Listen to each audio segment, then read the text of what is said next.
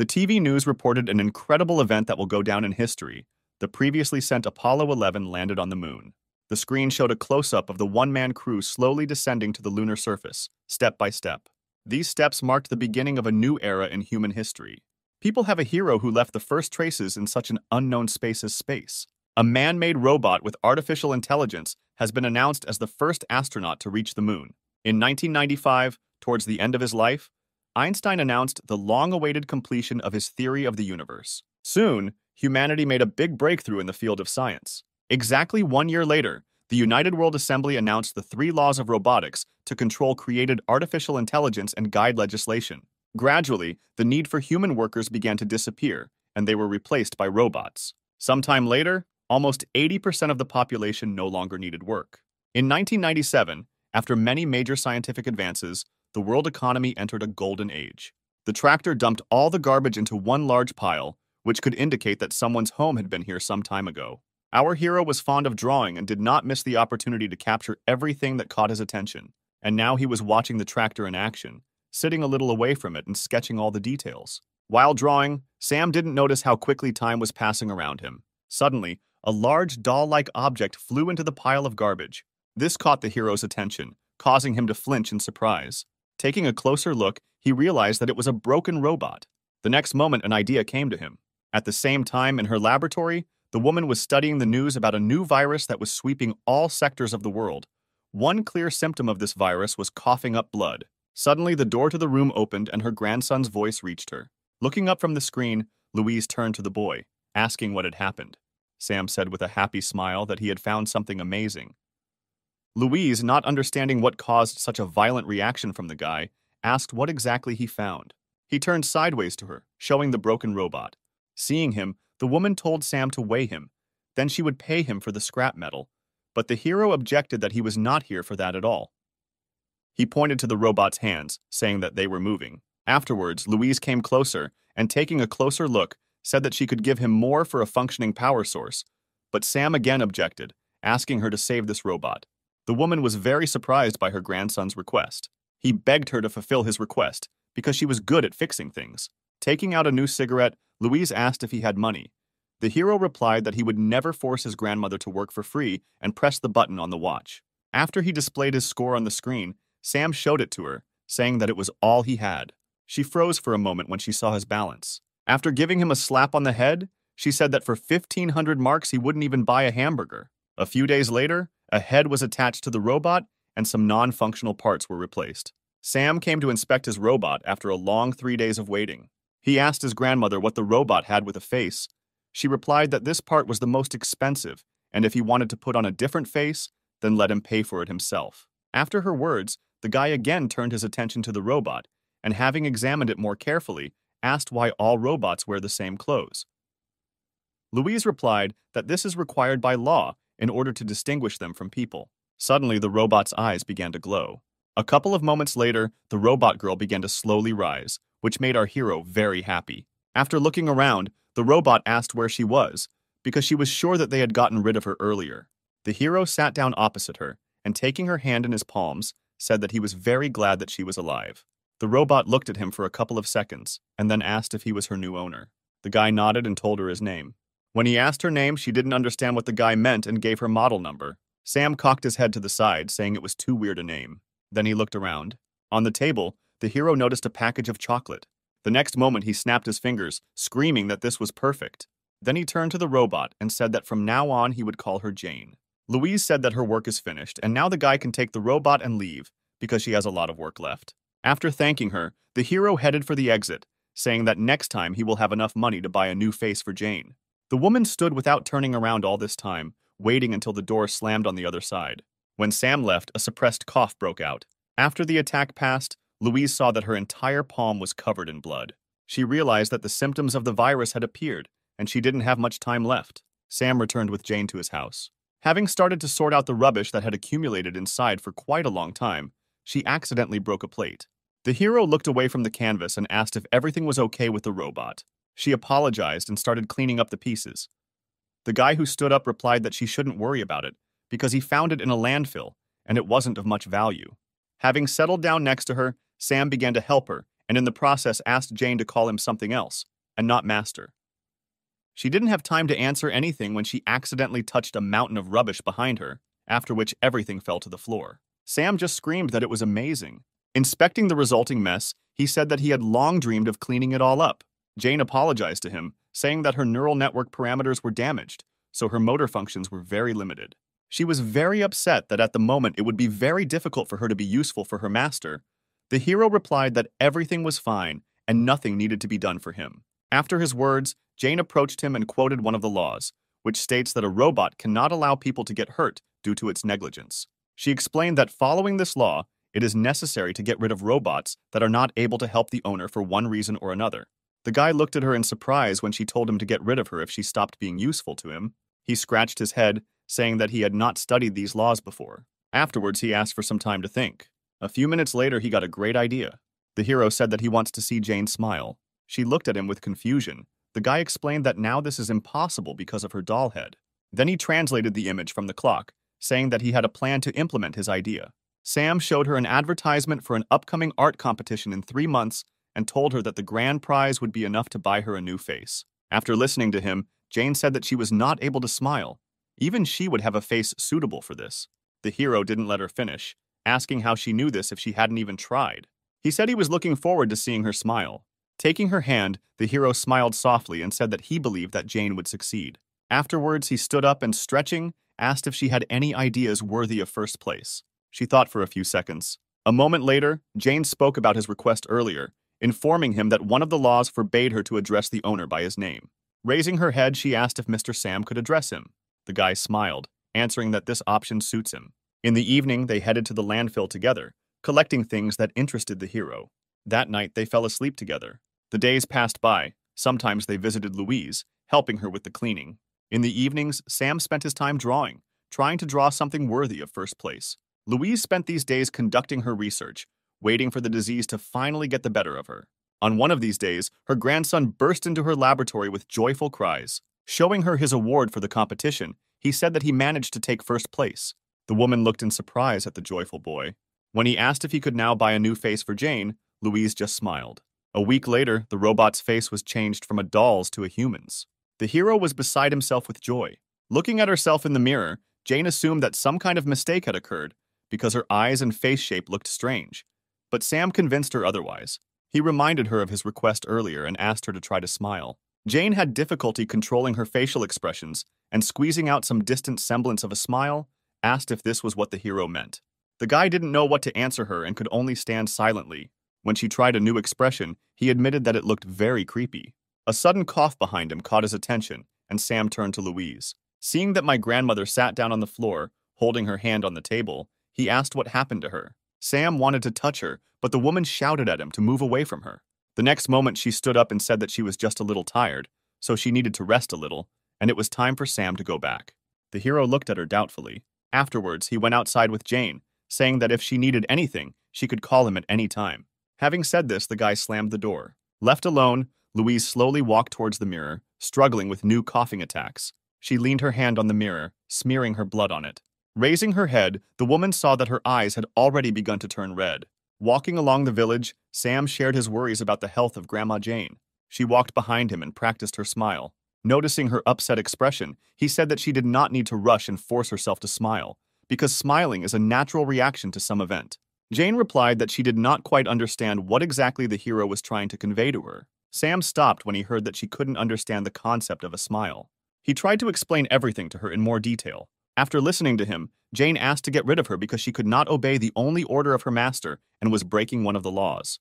The guy looked at her in surprise when she said that she was just a pile of scrap metal, the existence of which was devoid of any meaning. The hero couldn't listen to it anymore.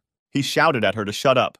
With his head bowed, Sam told her to listen carefully to what he was about to tell her. When the robot heard that despite what the law dictates to them, her owner would never leave her, she was sincerely surprised. Saying this, the hero remembered his painful past. A few years ago, his mother packed her things and wanted to leave. He tried to stop her, but received only another resounding slap in the face. The boy lay with tears in his eyes and watched as his mother turned around and left somewhere forever. That day, he sat outside the door for a very long time, hoping not that she would change her mind and come back. Coming out of the memories, the hero looked into Jane's eyes, saying that he does not abandon his family members. Then he asked her to never say that about herself again. He folded his hands on his chest and added that if he heard again that he needed to get rid of her, he would be very offended. Stunned, Jane stood for several seconds before answering a word. Suddenly, Sam started bleeding from his nose. The robot girl, who did not expect this, watched this in surprise. A second later, she leaned towards her equally surprised master, asking what had happened. But Sam was unable to answer her due to a sudden bout of coughing up blood. He fell to his knees, coughing up blood. A few minutes later, the hero lost consciousness, and the robot girl put him on her back. She activated navigation mode to find the nearest hospital. A couple of seconds later, Jane received the necessary data and immediately headed in the indicated direction. Suddenly, something caught her attention. Wary, she decided to stop. The street ahead was on fire and people turned into monsters and devoured each other. Some tried to escape from the crowd of zombies, but eventually they overtook their victims. One of the men who contacted tried to break into the telephone booth of his victims. Jane turned to the system to find out the details of what was happening around her. She waited for several seconds to connect to the central database. Suddenly, heavy footsteps were heard behind her and Jane turned around. A zombie was approaching them. The robot decided to scan the person in front of it. She walked throughout the body, collecting data. A moment later, it was determined that the creature was no longer human. Jane realized that he and his kind posed a serious threat to her master. The zombie has virtually no traces of human DNA, which gave her a free hand. Jane finished gathering information, closing her eyes. A moment later, her bracelet began to glow. She said that all elements that pose a threat to humans must be eliminated immediately. Surrounding sounds began to reach the unconscious Sam. A couple of seconds later, with great effort, he managed to open his eyes. He wanted to say something, but he couldn't come out with anything other than a wheeze. Having given up these attempts, he paid attention to what was happening around him. The houses were on fire, the street was strewn with dead bodies of people, while others behaved strangely and bit others. Suddenly, there was an explosion somewhere nearby, and the flames ignited with renewed vigor. This attracted the attention of the zombies. They broke away from their victims and headed in the direction where the explosion had been heard a second ago. Louise watched what was happening through the window of her house. The woman put out another half-smoked cigarette. The day she feared most had arrived. Louise pushed aside the desk drawer with the pistol inside. Taking it in her hands, she pointed the trigger to her temple, and the next second a shot rang out. At the same time, Jane was still standing opposite the zombie with Sam on her back. He slowly approached his victim. When Jane was about to get rid of the threat, the hero managed to squeeze out the words that she could not do this and extended his hand to her clenched fist. The guy reminded her of the law prohibiting harming people. Although the words were given to the hero with great difficulty, he was obliged to stop her, because robots that violate the law he mentioned are destroyed. Sam asked Jane to promise him that she would never harm people. All this time, the robot girl looked at him in surprise. A moment later, she threw the guy to the ground. Sam didn't understand what caused Jane's reaction, but the next second she asked him who he was. The hero asked with confusion what she meant. The robot girl explained that she was unable to identify either his voice or his iris. Scanning the guy once again, she was unable to obtain any information about him, after which she announced that she would classify Sam as another dangerous specimen. Jane was sure that the guy lying in front of her was not her master, so she turned around, saying that she had to find him. The amazed Sam looked at his robot, not believing what was happening. He was able to call out to her only when she moved a few meters away from him, but Jane did not pay any attention to him, continuing to look for her master. Suddenly, Sam had another coughing fit. A couple of moments later, he heard footsteps approaching him and looked up to see who it was. The next second, he saw a crowd of zombies approaching him. At the same time, Jane ran further and further down the street in search of the real Sam. She suddenly stopped when she noticed something strange. A couple of meters away from her stood the same robot girl, and the man sitting in front of her asked her for help. She also scanned him to verify his identity, just as Jane had done earlier. A couple of seconds later, the robot girl said that the man was not her master, after which she lost all interest in the man calling out to her. She went in search of her owner, gradually moving away from this place. Jane turned around when she heard another robot's voice behind her. Nearby, a robotic man sat next to the body of his dead owner. Closing her eyes, he said that, following the law to ensure the confidentiality of the owner in the event of death, all data on the robot must be deleted. Within a few seconds, automatic erasure of all data will begin. Looking around, Jane discovered many robots similar to her, in search of their owners and those who were preparing to erase all data. Sometime later, she reached the house where she and Sam had lived all this time. Opening the front door, the robot girl stepped into an unlit room. Having scanned everything inside, she discovered that there was no one here except her.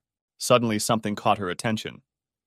Jen looked at the wall covered with Sam's drawings. Memories of the hero asking her to pose flashed through her mind. She stood for several minutes at this wall. Suddenly, she remembered Louise's house, where her master might be, and headed there.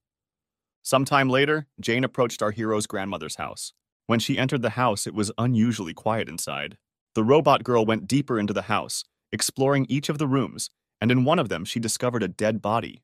Jane stopped to scan it and get information about the identity of the person in front of her. Having established her identity, she walked over and sat down next to Louise. Jane remembered what Louise had told her when she changed her face. The woman said that Sam's mother abandoned him when he was 5 years old, which is why he now sympathizes with Jane, because someone abandoned her too.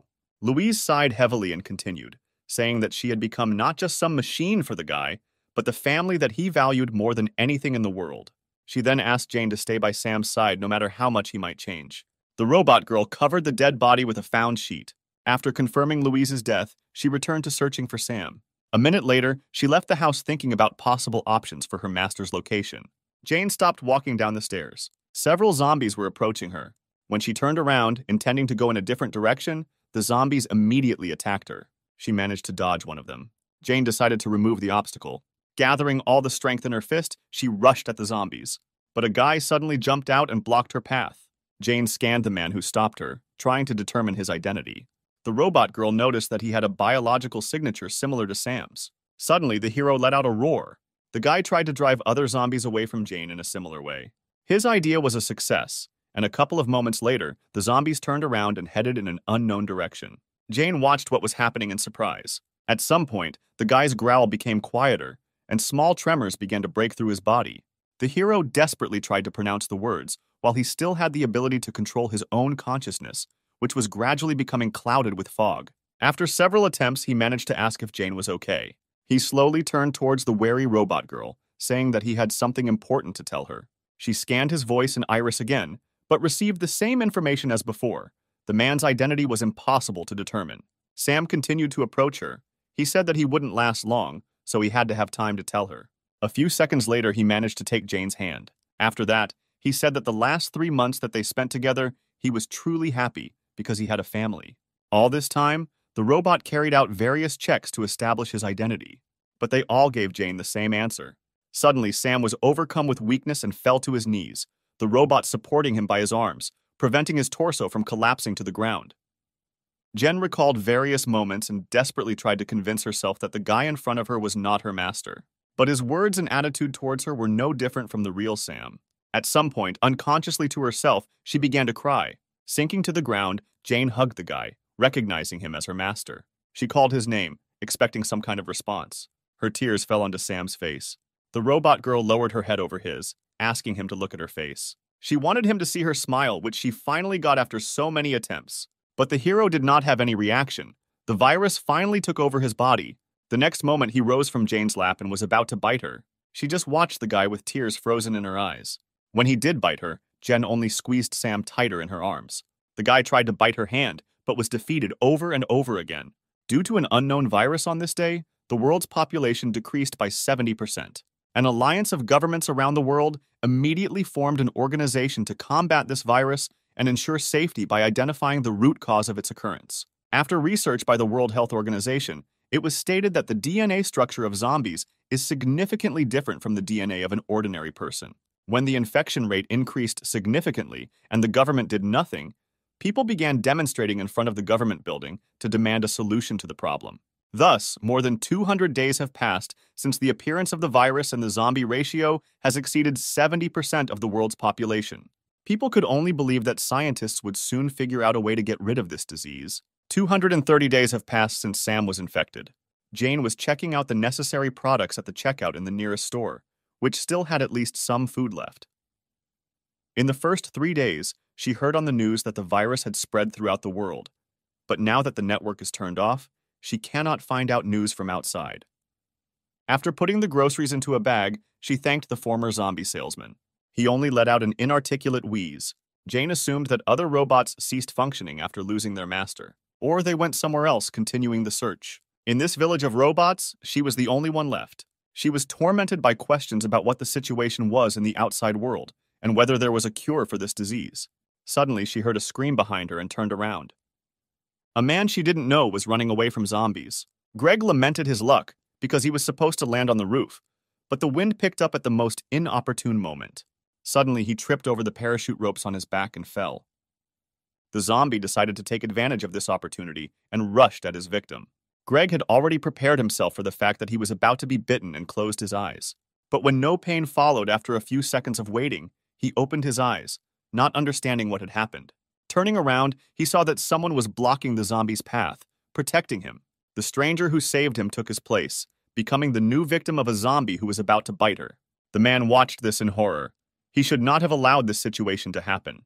His mission was a failure before it even began, because the only survivor in this sector would turn into another zombie after some time. Unexpectedly for Greg, the girl turned around and asked if he was okay. Getting up from the ground, he replied that now was not the right time to take care of others. Before it was too late, she should let him examine the bite site to prevent the spread of the virus. Before he could finish speaking, a dozen more zombies approached them. Greg knew they weren't in a winning situation right now. Jane suddenly approached him, having previously apologized for disturbing him. The next moment, she took the man in her arms, holding him as if he weighed almost nothing.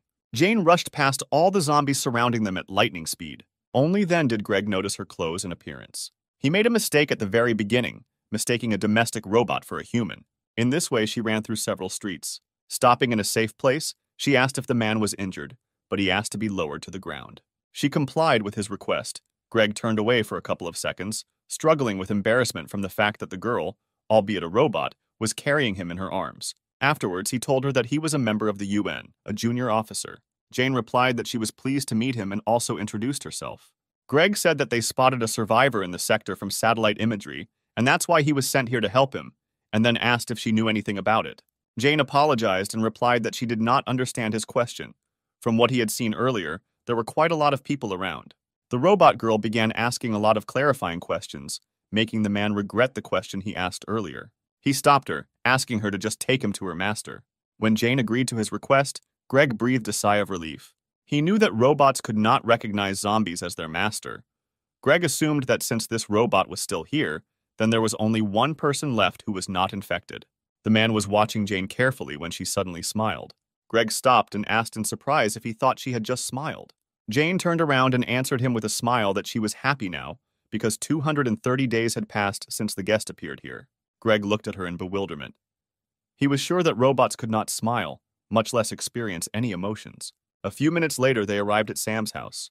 Going inside, Jane informed her master that she had returned, after which she walked towards the guy sitting by the canvas, leading Greg behind her. When the man spoke, the hero reacted to the stranger's appearance and turned in their direction. Seeing his face, Greg took a step back in horror.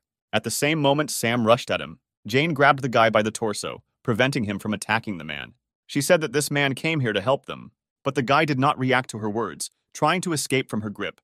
Greg grabbed the weapon, pointing it at Sam. The man did not understand what this robot was doing. He asked if her original plan was to lure him here and make him zombie food. Jane replied that she understood why he thought this way and asked him to calm down and listen to her. But Greg was not going to listen to her any further and interrupted and said that he would kill this zombie. After his words, Sam's gaze changed. Jane asked that they listen to her first and said that her master would not do anything bad to Greg. Sam understands what she is saying. The man objected that this could not be true. The robot girl reminded him of one of the laws, which clearly states that robots cannot lie to people in any situation. Afterwards, she slowly let the guy go, saying that he would no longer attack.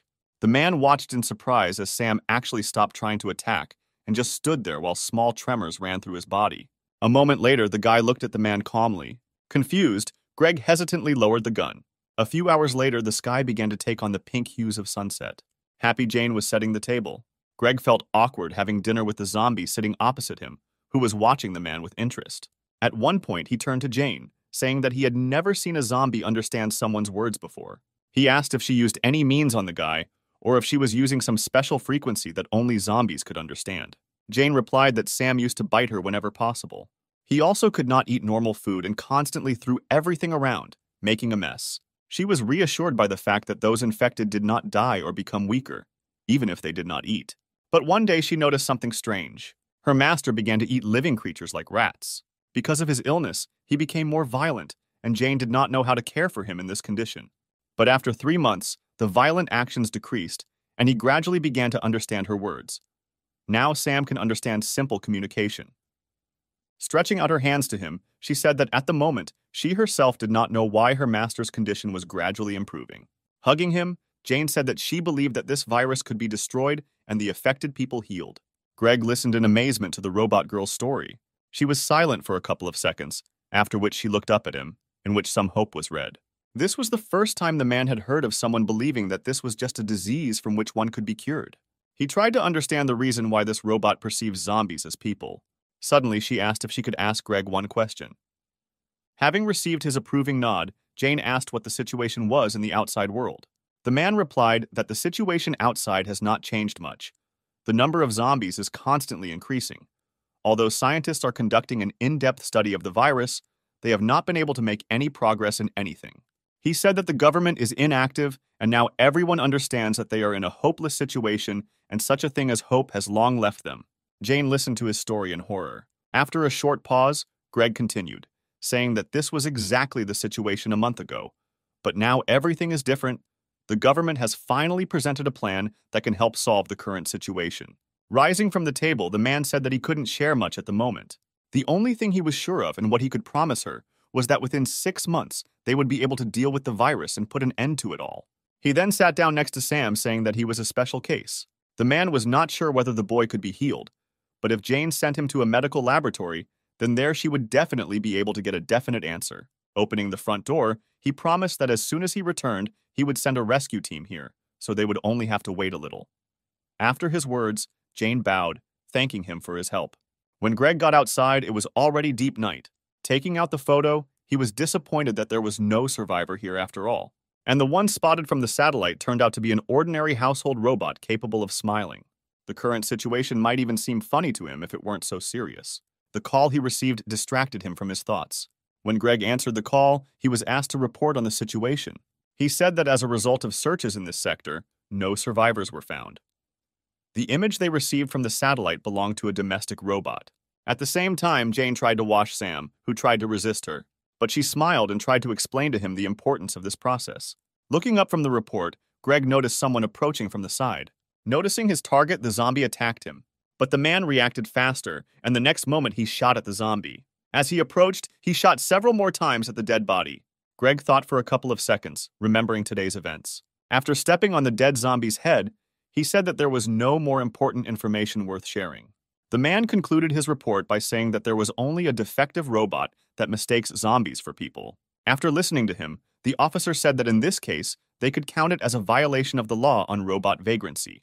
Then he said that the punitive detachment was currently carrying out a cleanup operation 500 kilometers from this sector. They will immediately be given an order to destroy all monsters in Greg's sector. A couple of moments later, they contacted the commander of the punitive squad, providing the coordinates. Unsuspecting Jane and Sam were enjoying their time in the bathroom. The next morning, the punitive detachment moved towards its next target.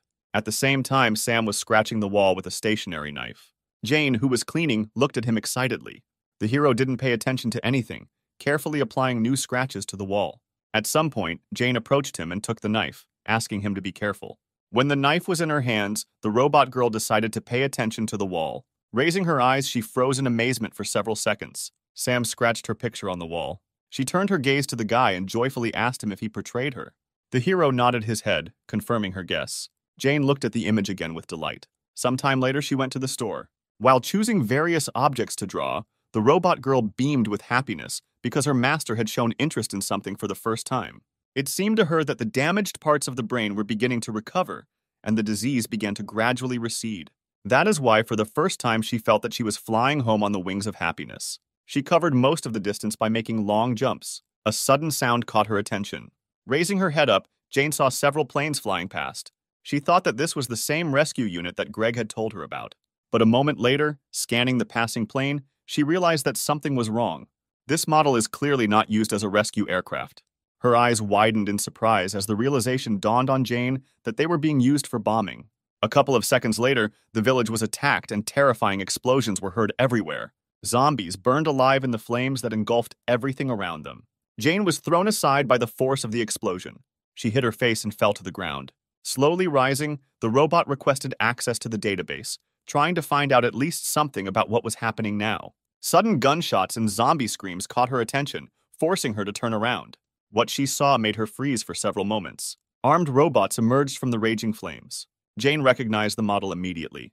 These robots have been manufactured for 12 years for the most dangerous military operations. She didn't understand why military robots were sent here, because there were only sick people here. Suddenly, they opened fire. The robots got rid of the zombies without any delay. Jane was confused, because earlier she had been informed about the arrival of a rescue squad, but not a punitive one. She began to analyze all the data she had received since Greg arrived with them. His words about salvation turned out to be a lie. Jane also remembered that the man was collecting information about possible survivors here. She realized what exactly it was.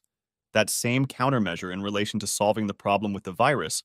Greg meant by this the complete destruction of the source of infection. Jane realized that her master was in danger. A couple of minutes later, she was approaching their house. Noticing the broken door, her excitement intensified. A moment later, she noticed someone else's footprints left at the front door. Jane ran into the house, hoping Sam wasn't hurt. However, as soon as she was inside, she saw a military robot with a pistol in his hands. Looking at Sam standing against the wall, Jane was convinced that he was alive and unharmed. Then she turned her gaze to the military robot. It was obvious that she had no chance of winning if she went into battle with him. But even realizing this, Jane was obliged to protect her master. The robot girl attacked the enemy, striking him in the head. At the very last moment, the military robot reacted and grabbed her wrist. For a couple of seconds, Jane was grabbed and hung in the air. It took the military robot a couple of moments to identify the model of the robot that attacked him, after which he said that, following the laws, the robotic home must be eliminated. A moment later, the robot attacked Jane, intending to destroy her. At the same moment, the final percentage of her victory was completed, which was only 1,000th. As she fell to the floor, she noticed the frightened expression on Sam's face. Even if her body is torn to pieces, she must protect it. Analyzing everything that had just happened, she remembered that without violating certain articles, the robot could protect itself. At the moment when Jane attacked the military robot, the third section was applied to her. Therefore, her opponent will not rest until she is completely destroyed. She was completely satisfied that the military robot's attention would be focused entirely on her. The next moment, she released her hand from his grip. Then she turned around in the air. Jane strove towards Sam, who was standing opposite the window. When she finally caught up with him, the military robot aimed his weapon at them. But Jane managed to jump through the window with her master, avoiding the bullets. Despite her successful escape, she had suffered severe damage to her chest and energy core a few minutes earlier. If Jane does not receive repairs in the next 8 hours, her functions will stop. But even realizing this, the robot girl was ready to sacrifice everything to help Sam escape. At the same time, the punitive detachment was finishing the bombardment of this sector. The man sitting in the cockpit received information about how their mission was progressing. Suddenly, he received a message that an object was moving at high speed towards the outside of the sector, after which an image was displayed in which Greg recognized the already familiar defective robot. When he was informed that 10 military robots would be sent in pursuit, he said that it was not worth wasting his time on it. Greg intended to deal with this robot himself. A couple of moments later, 2 planes caught up with Jane and Sam. Hearing a noise approaching, she turned around. At the same moment, Greg gave the order to attack her. His order was immediately carried out. Jane was unable to avoid this attack and suffered another injury to her back. She fell to the ground along with her master. Hearing footsteps approaching from behind, Jane turned around. The robot girl was surprised when she again saw the person who had deceived her earlier. Greg, who was standing, told the military robot that they must destroy all the zombies and eliminate objects that interfere with this. Hearing this, Jane looked at him displeased. She already understood that the plan regarding the virus that he told her then was to destroy all those infected. But she did not give up trying to convince the man that the disease could still be cured, judging by the improving condition of its owner. When Jane asked that Sam be shown to the medical team, Greg replied that there was no point. He said that there is no other way to get rid of this virus. After the virus began to spread massively and the government made no attempt, the press began to spread a lot of negative news. Every day, many articles appeared about the predetermined end of the world, and soon fear settled in people. Ultimately, they began to demand the complete destruction of zombies by organizing continuous rallies. The government could not cope with the hostility of the public, and soon they conducted an official survey around the world on whether the complete destruction of zombies would be carried out. According to the results, it was revealed that the overwhelming majority voted for destruction, which is why he does not have the right to leave Sam alive.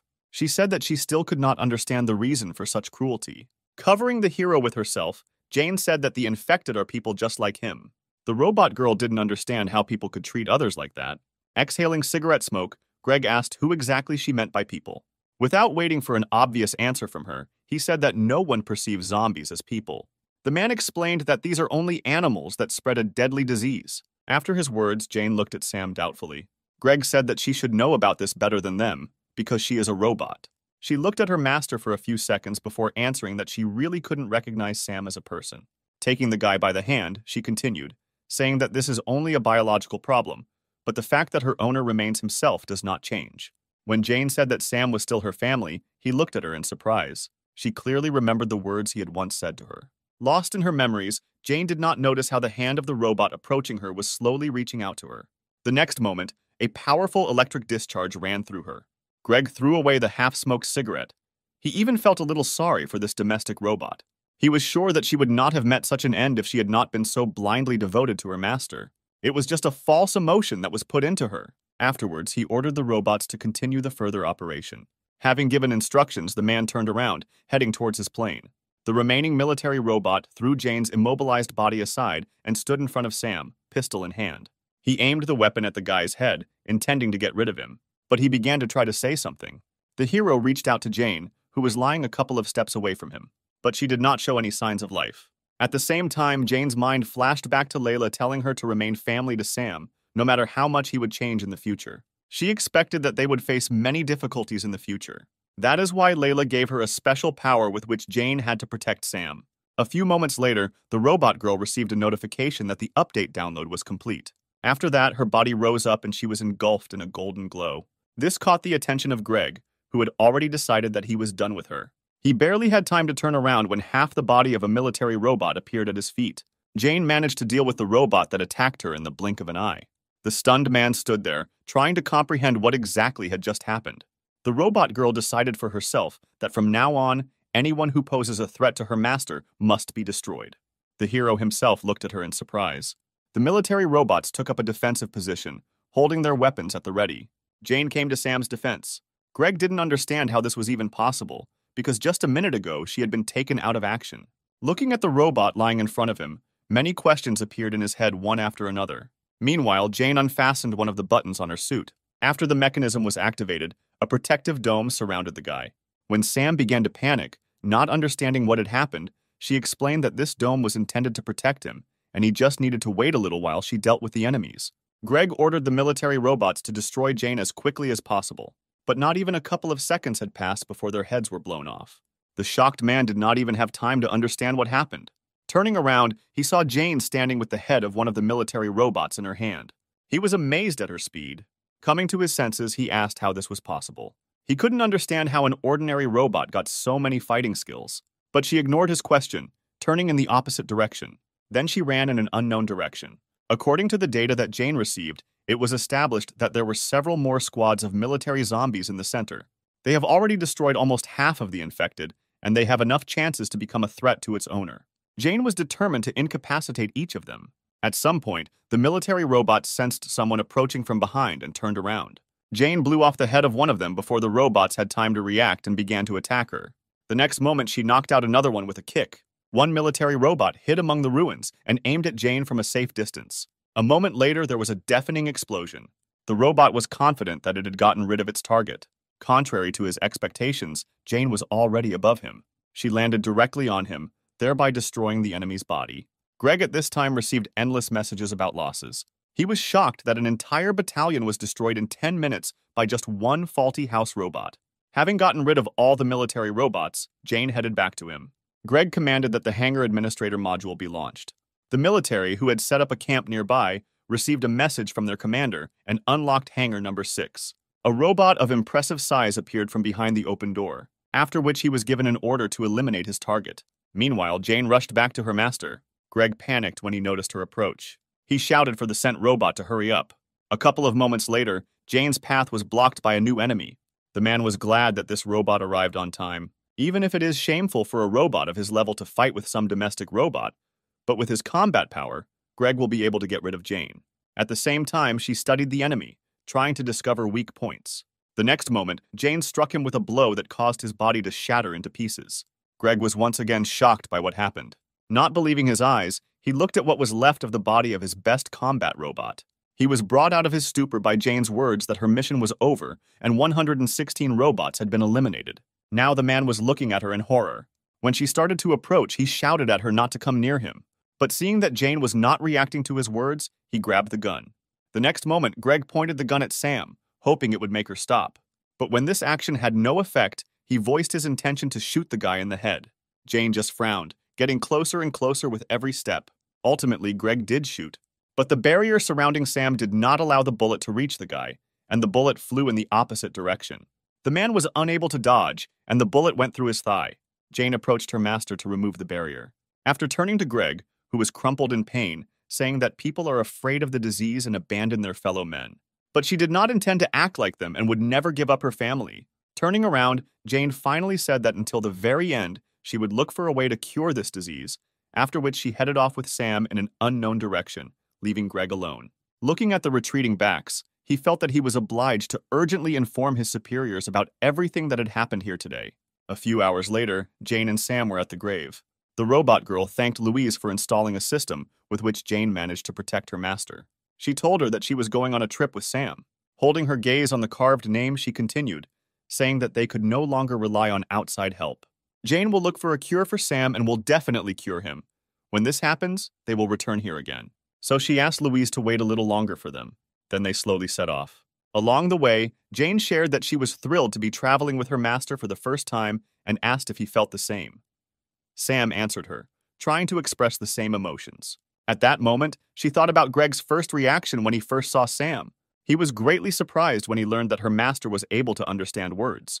Greg wasn't lying when he said Sam was a special case. According to the data received, she knew that any type of virus accounts for another 1% of all humanity, and it is this 1% that has antibodies to the disease. Jane suggested that Sam was one of these people, and that in the future, he would become an important key in finding a cure. That is why their first task was to find the right person to confirm the presence of antibodies in her master. Suddenly, there was a noise from an airplane above them. Surprised, Jane immediately stopped. The discovery of an escaped zombie and a robot was reported. Jane managed to put a barrier around Sam while she fought the enemies. The robot girl was ready to challenge the whole world to protect her master. 15 days have passed since they left the village. Jane was surprised to find a barricade and they stopped a few meters away from it. It must have taken a lot of time to build something like that, and it was the question of when they managed to do it that haunted her. After scanning the area, Jane learned the location of defensive artillery structures, which are designed to block further advance of the infected. If they got too close to them, it wouldn't end well, so she decided they should go somewhere else. Looking at the sky, Jane assumed that it would start raining soon and they should hurry. A moment later, confirming her thought, the first drop fell from the sky. When they reached the nearest town, it was already pouring rain. Jane covered Sam with rain the whole way, but the rain was too heavy and the umbrella could do little to help them. Leaning over, she told her master that he didn't have to worry, and they would definitely find a place where they could wait out the rain. The guy was pointing his finger somewhere, trying to tell her something. Looking where Sam was pointing, Jane noticed the light of a lantern in one of the houses. She approached and knocked on the glass, asking if anyone was there. But instead of answering, the barrel of a gun appeared from behind the broken glass. A red-haired girl appeared and asked who the uninvited guests were. Jane said that she is a domestic robot and the girl need not be afraid of them. The owner of the gun was surprised that there were still robots in the area. Jane replied that she and her master were currently in the middle of a journey and saw a light here while passing by. When the hero raised his head, Maria drew attention to his eyes and pointed the gun at him. She asked Jane why she was dragging zombies around with her. The robot girl covered Sam with herself, answering that he was safe for others and did not attack anyone. But Maria fired a bullet at Jane, not allowing her to finish. She warned that if they came closer, she would definitely shoot again. Finally, the girl advised to get rid of this zombie as soon as possible. After her words, Jane's gaze filled with sadness. Sam was worried about her and reached out with his hand to the injured forehead of his only family member. Smiling, she said that she was fine and that this damage would be repaired automatically within 10 minutes. Moving away from this house, Jane took a last look at it. She had the opportunity to personally verify that people were really very afraid of the infected, but she could not leave everything as it was. Maria's younger sister excitedly asked if her sister had killed that girl, but she replied that it was a robot and it was impossible to kill her with a regular gun. When Anya said that Maria shot the robot in the head, the girl hesitantly replied that she only wanted to fire a warning shot and did not intend to intentionally hit her. Anya, no less worried, asked what they would do if the robot nevertheless presented them with the fact that she had been shot in the head. Maria, who was shooting for the first time in her life, was surprised by the strong recoil from the weapon she had previously selected. Looking out the window, the younger sister looked at the retreating backs, saying that she felt sorry for them. The girl handed Anya a chocolate bar, saying that now was not the best time to worry about others, but Anya replied that she was not hungry and Maria should eat it herself. But she insisted, saying that Anya had not eaten anything since yesterday. Her younger sister crossed her arms over her chest, answering that Maria herself had not eaten for 3 days. Thus they argued for some time. They were interrupted by Jane reappearing. Maria immediately grabbed her gun and pointed the gun at her and asked why she was here again. The robot girl raised her hands asking to be listened to. After that, she picked up a large box of food, saying that she couldn't pass by and decided to help them by collecting some food from the nearby market. Seeing this, the sisters could no longer think about anything other than the food in front of them. At this time, the sisters were enthusiastically gobbling up food on both cheeks. Anya thanked Jane with tears in her eyes, saying that they had not been able to eat properly for several days. She smiled and replied that there was still a lot of food left, and if they wanted something else, they could say so at any time. Drawing attention to Sam, who was standing with his back to them, the girl asked why he did not eat with them. Jane replied that he was sick and could not eat normal food at the moment. Frowning, Maria asked if she was planning to fatten them up so that she could later feed them to her master. Jane assured her that this was not the case. Anya did not take her interested gaze off Sam. She walked over and touched his back, getting his attention. A couple of seconds later, the surprised hero turned to her. Anya could not hide her joy. Her sister immediately jumped up from her seat, telling the girl to immediately move away from him. But she ignored her and, shaking Sam's hand, offered friendship. The guy hummed uncertainly. Alarmed, Maria repeated her request again, but in a more insistent voice. Dissatisfied, Anya turned to her sister, reminding her that Sam was not dangerous, then asked him if he would eat her. He shook his head negatively. The girl smiled happily, saying that he was friendly. Maria could hardly contain her emotions when her sister suggested how nice it would be if other zombies were like Sam and their mother remained alive. At dawn, the rain finally stopped. The zombies were still wandering around aimlessly. For the first time in a long time, Anya was able to sleep peacefully without nightmares. Maria patted her sister on the head and thanked Jane for her help. Smiling, she replied that she was also grateful to them, because it was the first time that her master looked like his former self. Removing her hand from Anya's hair, the girl asked Jane and Sam to leave them as soon as possible, causing the surprise of her guest. Taking a photo from the shelf, Maria explained that she was very worried about Sam being a zombie. She said that 2 months ago their neighbor also became infected. Ultimately, their mother died. One morning, the woman left the house to find food for them.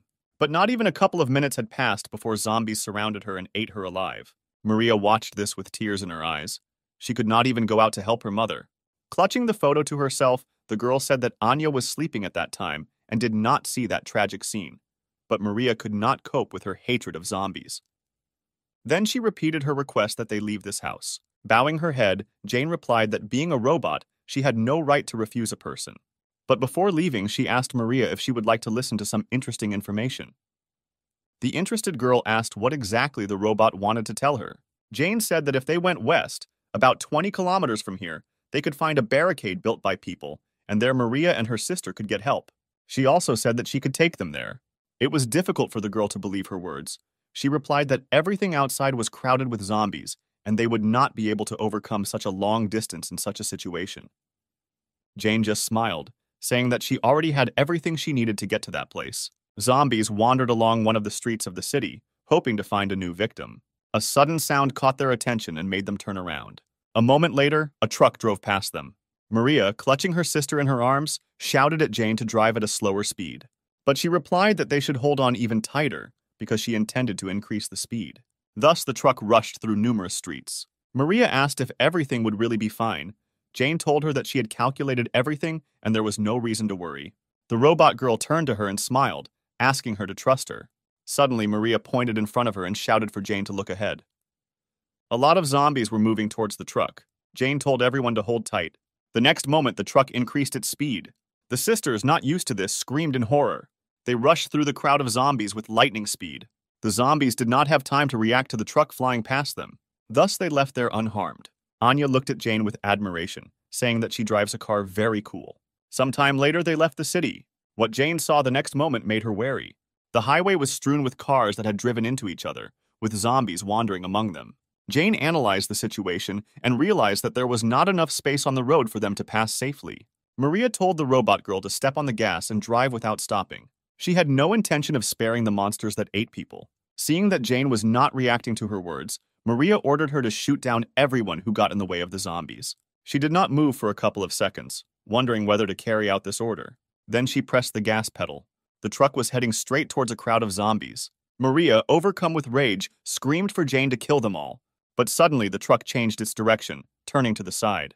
A moment later, they broke through the guardrail, driving off the highway. The frightened sisters screamed in horror. Jane moved along the lumpy surface, leading them further away from the zombies. Dissatisfied, Maria asked why she did not follow her order. Apologizing, the robot girl replied that she could not follow orders that violated established laws. She recalled that according to the first article of the first law, robots cannot harm humans. When Maria objected that zombies were no longer people, Jane replied that no matter how much they had changed, to her, they were still people who needed help. Jane understood that the girl held a grudge against the infected people, but they were not to blame for being exposed to this disease. These people were only victims of one accident. After her words, Maria's gaze filled with rage again. The girl was angry that Jane had written off everything as just a simple accident. At the same moment, the truck turned, entering the road leading past another town. Maria barely held back her tears and said that she could not come to terms with the fact that their mother died due to some accident. She reached out to Jane to get some answers from her about what had happened. But suddenly a zombie appeared in front of them, attracting their attention. Jane began to twist the steering wheel to avoid hitting the zombies. Suddenly, the truck ran over a huge rock. A moment later, he tilted dangerously, freezing near the zombie. But not even a couple of seconds had passed before the truck turned over with a terrible roar and fell on its side. Those sitting inside were thrown aside. The zombies gradually began to surround the car, feeling their victims inside. When Maria opened her eyes, they saw through the glass many faces of monsters surrounding them. They did not give up their attempts to reach the victims. Assessing the situation, Jane asked the sisters to remain calm, but Maria interrupted her, saying that if she had followed her order, then this would not have happened. She doesn't care why these people became zombies. All that matters now is that they are monsters who eat other people. If they don't get rid of them, they will eventually become the same themselves. Sitting Sam back down, Jane replied that it was for this reason that she was looking for a cure for her master. Maria looked at her with confusion. The robot girl explained that if she manages to find a cure for this virus, then no one else will suffer. But Maria only laughed sadly, saying that these were just stupid hopes. Afterwards, Jane turned to her master with a request. She asked if he could protect the sisters for 8 minutes. Sam nodded his head affirmatively. After receiving his answer, Jane climbed out of the truck and rushed through the crowd. The zombies gathered at the entrance tried to get inside. Maria and Anya experienced real horror. The hero began to growl and push other zombies away. The girl was surprised that Sam was really trying to protect them. Suddenly, the truck began to rise. The girl screamed in fear again, and the surprised guy tried not to fall out of the front window. Jane managed to turn the truck over and lift it, thereby protecting her charges from the zombies. She shouted at Maria to fasten everyone's seatbelt. The girl, not understanding anything, sat looking around. Anya quickly came to her senses and fulfilled Jane's request, fastening Sam. The next moment, the truck was thrown over the top. Anya looked out the window in surprise. The truck hovered in the air, covering a long distance. Jane followed them along the ground. When the truck began to descend, she jumped up towards the truck. A few seconds later, Jane caught up with the truck. She supported the truck, softening its landing. The girls screamed in horror again, feeling that they were starting to fall. Having touched the ground, Jane tried to brake, still holding the truck. A few seconds later, she finally managed to stop. At the same time, behind the walls of the barricade, people did not stop monitoring the situation around them. Having received an urgent report, one of the employees actively knocked on the door of his boss's office, waiting for permission to enter. A few moments later, the man gave permission to enter, without raising his head from the numerous documents that littered his desk. When Justin asked what was going on, he was informed about the received surveillance images. His hand froze, pen in hand, right above the document when he heard a truck approaching the barricade, which belonged to a survivor from the contaminated area. Putting his pen aside, Justin reached for his glasses to take them off. He was interested in this survivor he had just been informed about. Jane got behind the wheel again, and now they continued on their way without obstacles in the form of zombies. She broke the silence in the car by turning to Maria. She turned away when Jane asked if Maria was angry with her. But then she turned around and replied that they all almost died, and Jane should have warned about what she was going to do. Anya interrupted her sister and smiled and said that she enjoyed it, as if they were riding a roller coaster. A few minutes later, a barricade finally appeared in front of them. Jane told her sisters that they were almost to the point where they could help them. When Anya pointed to the wall and asked what it was, Maria replied that it was the place where the soldiers were who could protect them. She said the days of sitting cooped up, afraid to go outside, and sharing leftover food would finally end. Anya looked at her sister with delight, asking if she could go to school now. The girl smiled and nodded, answering that now they can live the same way as before. Suddenly, they ran over something that made an unpleasant squeaking sound. The next moment, the sisters saw a bright light. The truck hit a mine and flew into the air. Trying to think of a way out of the situation, Jane knocked down the door on her side. She managed to get out of the truck, along with her master and two sisters, before the vehicle hit the ground. Jane landed on the ground, preventing her charges from getting hurt. Afterwards, she excitedly asked if everything was okay. Maria replied that she was fine. She was only hurt a little. The robot girl realized that they had run into a hidden mine. She looked around, scanning the area around her, and saw many mines located throughout the area. A sudden scream distracted her from further inspection. Maria, with tears in her eyes, bent over her unconscious sister, asking her to wake up. Seeing this, Jane ran up to them. The girl asked her what they should do now, but she asked Maria not to shake Anya and let her examine the wounds. Metal fragments reached the girl's stomach, making the situation much more dangerous. Turning towards the structure, Jane said that she would try to contact the people at the barricade because there should be a doctor there. As soon as she said this, a bullet flew a centimeter away from her. After that, they were told through loudspeakers that they should all leave. If they dared to come closer, fire would be opened. Hearing this, Jane stood up, shielding her master and the girls. She asked not to shoot because these people were survivors, and one of them needed the help of a doctor. She was told that this announcement was for temporary beings. Justin reported that a few months ago, one survivor had already been rescued, but in the end he was infected, and a couple of days later, an incident occurred that contributed to the rest of the surrounding areas being infected. It was from that day that the government established that all people in the affected areas would be marked as temporary beings, so now they have no right to let them in. Maria couldn't believe what she heard. She didn't want to believe that they had come such a long way in vain, risking their lives. She was filled with resentment, anger, and despair. Suddenly, she screamed for them to be let in, because it was too inhumane to do this to them.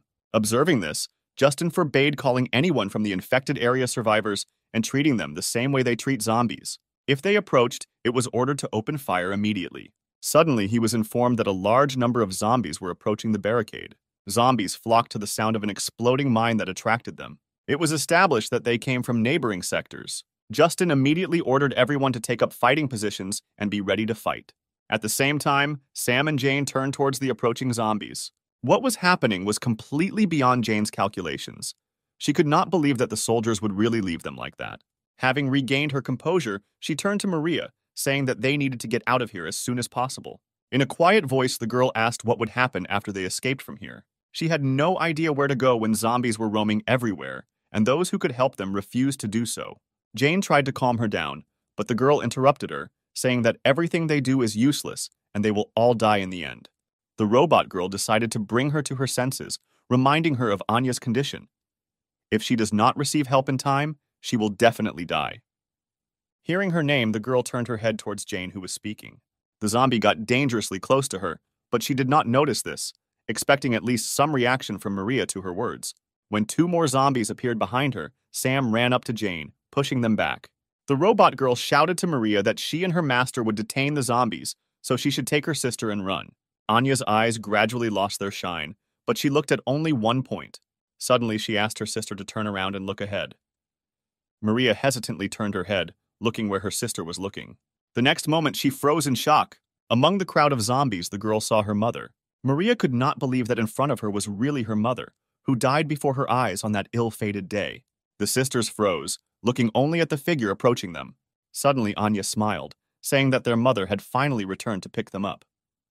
Overjoyed, the girl slowly rose to her feet. Maria came to her senses only when her sister headed towards the zombies. She screamed, trying to stop her, but Anya did not hear her and slowly walked into the deadly arms of her mother. She was really happy to see her mother, whom she had missed so much all this time. The girl did not see her as a threat until recently, even when the woman bared her sharpened teeth, leaning towards her neck. Maria screamed with all her might for her sister to leave there, realizing the danger looming over her. But it was too late, because the next moment their mother's teeth closed on Anya's neck, digging deep into her body. Seeing this, Maria, overcome with horror, jumped up from her seat and ran to her sister. At this moment, Jane turned her attention away from the zombie, looking back towards her sisters. She saw several more zombies approaching Anna. Jane immediately rushed to the girl's aid. A couple of seconds later, she was already holding back the pressure of the infected, who were attracted by the smell of blood, while Maria approached her sister. Kneeling down next to her mother, the girl tried to pull her away from Anya. She hoped that the woman would hear her words and stop. The girl tried to explain to her that now her own daughter was in front of her. But seeing that there was no reaction to her words, Maria broke into a scream and, with tears in her eyes, begged her to stop. But her mother only began to bite into Anya's neck more furiously. At that moment, the girl realized that by trying to reach her mother, she was only wasting time. Maria reached for the gun, which was not far from her. After that, she pointed the weapon at the woman's head. The girl screamed with tears in her eyes for you to go away. Other zombies were once again defeated in their attempts to reach their victims. Jane and Sam couldn't let them get to Anya and Maria. Suddenly, she heard Maria's screams. Turning around, Jane found a terrible scene. She saw Maria pointing a gun at her own mother, threatening to shoot if she didn't leave. At the same time, Justin was informed about the successful preparations for the attack. A couple of moments later, one of the girls told him that everyone was only waiting for his order. Justin watched what was happening and said that they needed to wait a little longer. He was interested in how the current situation would end. Maria's attention was attracted by Anya, who said that their mother had finally returned. But she replied that now it was not their mother, but a monster devouring people. Anya did not hear her sister's words, saying that she no longer hoped to ever see her again. Maria listened to her sister in bewilderment. When Anya turned to her sister, one of her eyes changed color to red, and red marks were spreading across her body.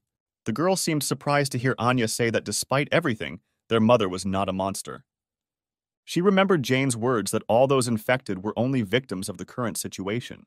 Then Maria herself answered her that if they did not get rid of the zombies, they themselves would die. But Jane, no matter what, did not intend to give up trying to find a cure. Having rethought everything that had happened, the girl could not hold back her tears. She threw the weapon aside. After that, the girl called Jane and Sam. When the robot girl holding back the zombies turned around, Maria asked if she still intended to continue searching for a cure if Jane managed to find one. Then the girl asked to cure her family one day. Then she knelt down and hugged her sister and mother. Jane looked at this picture with sadness. A moment later, she promised that she would definitely heal them. Maria just looked at her gratefully and nodded. By this point, the virus had completely seized control of Anya's body. The girl reached for her sister's neck, intending to bite her. But at that very second, they were attacked from the barricade. Jane watched this, not having time to understand what had just happened. At the same time, the military reported that most of the zombies were within range of their weapons. A moment later, all the cannons installed around the perimeter were aimed at the crowd of zombies. At Justin's command, fire was opened and many zombies were hit. Sam dropped to his knees and, screaming, reached for the place where Maria and Anya had been a few seconds ago. The hero could not accept that his friends were destroyed in such a cruel way. Suddenly, Jane's protective dome appeared in front of him. The guy looked at her in surprise. He watched as she stepped forward, standing in the midst of many explosions from gunfire. Suddenly, one of the cannons aimed at her. At the same time, in the command center, Justin gave orders to his subordinates. He considered himself extremely lucky that these children had come to them, dragging a whole crowd of zombies with them, providing the perfect opportunity to get rid of them all in one fell swoop. The man suggested that at this rate, this area could be cleared much faster than they expected. Suddenly, alarms rang throughout the command center, and the color of the lights changed to a dull red. Justin asked what caused the alarm to activate, but the exact reason was not determined. A couple of moments later, he was informed that a very strong release of energy had occurred on the front line. The man asked to show him the camera footage. An image was immediately displayed on the screen, informing them that something was approaching them at great speed. By enlarging the image, everyone saw that it was just a domestic robot. At the same time, the man was conducting a report, reporting all the collected information to his superiors. One day, an ordinary household robot suddenly changed. And in just a couple of minutes, Jane was able to destroy an entire battalion of soldiers. After this, the 93rd Division sent military forces to get rid of it, but they were all defeated. Kevin reported that they asked a company that made home robots for advice, but they replied that they had never loaded this kind of ability into their robots. The man came to the conclusion that this robot is an updated custom model. It was also known that the place where she was last seen was the Western Barrier Point. It was there that Jane showed amazing abilities. She rushed forward through many explosions.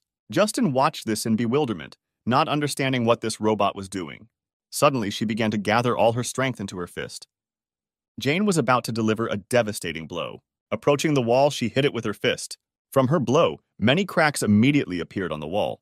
A moment later, the cracks deepened, passing right through the wall. As a result of this blow, the headquarters shook, causing panic among everyone present. Justin ordered everyone to take refuge in an underground bunker. At the same time, the wall in front of Jane began to crumble. A couple of minutes later, the barricade collapsed, allowing her entry. Suddenly, she received requests for a video connection. After accepting the request, an image of an angry Justin appeared. He said that this barrier was the largest line of defense protecting the western region of the European district, and then asked Jane if she realized what its destruction would lead to. Without waiting for her answer, the man said that with such actions, she would put millions of people's lives in danger. Since this fact was a clear violation of the robot law, Justin ordered her to immediately switch off and stop functioning.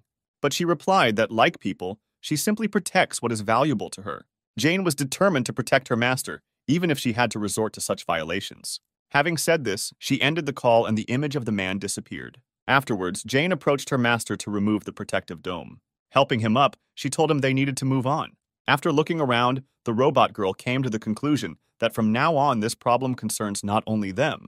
And time after time, wherever they go, the same thing that happened to Maria and Anna will happen again and again.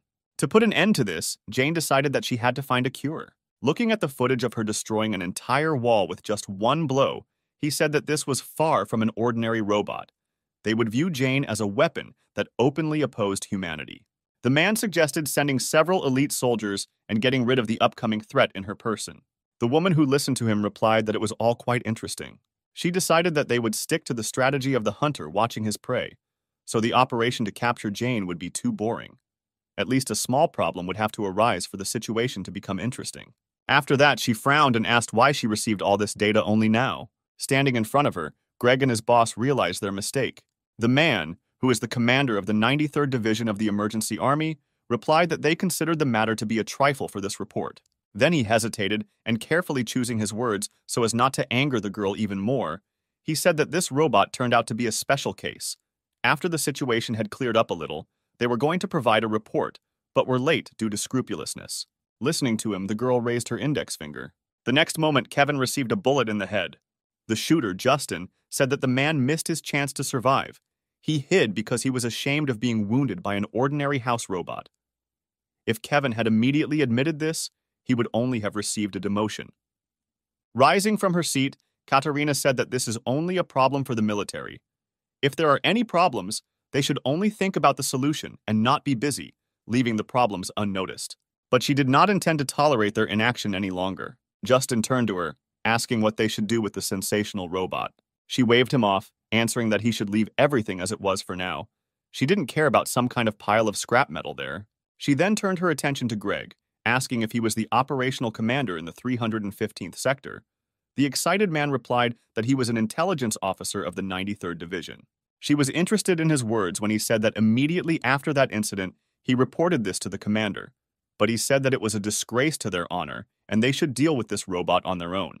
Interrupting him, Katarina lifted his chin, saying that Greg's face was too reserved, although his hair was a little messy. Afterwards, she displayed an image on the screen with a guy and a robot already familiar to him, and ordered him to tell about everything in detail that he managed to find out about this couple last time. Katarina placed special emphasis on Sam.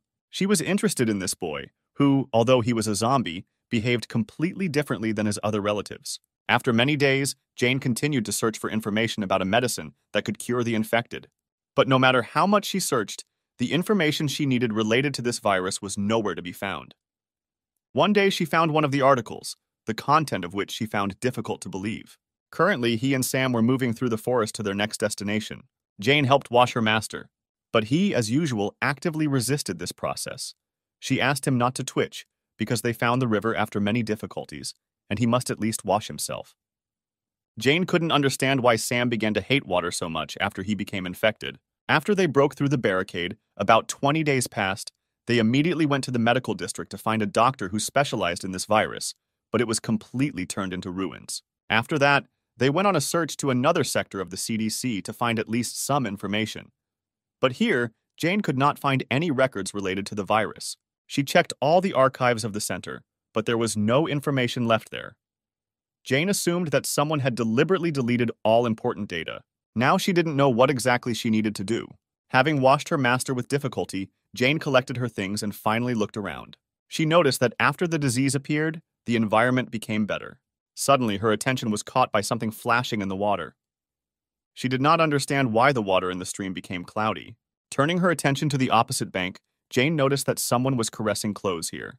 Taking a closer look, she noticed that it was a girl in a uniform resembling a medic. Erica noticed someone's presence. She looked up and saw Jane and Sam. At the same moment, she managed to confirm the model of the stranger. She established that this girl was a medical care robot. She also examined the uninvited guests carefully. A couple of moments later, she gathered her things and ran away from the river.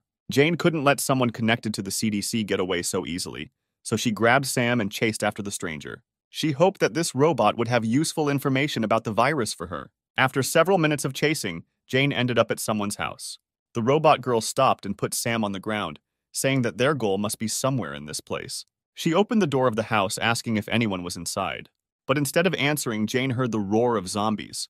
An unfamiliar silhouette hanging over the screaming zombie asked him to lie still and not twitch. Sam and Jane watched this scene in surprise. Suddenly, the stranger felt someone else's presence in his house. Raising his head towards the guests, he irritably asked what they wanted here. Jane hugged the trembling master, trying to think of an appropriate response. The stranger's gaze lingered on the hero. Then he asked, still looking at Sam, if he had become infected with the virus that turns him into a zombie. Approaching them, the woman said that he was different from the others and asked permission to take a closer look at him. Jane looked at the approaching man in surprise, trying to get information about this woman.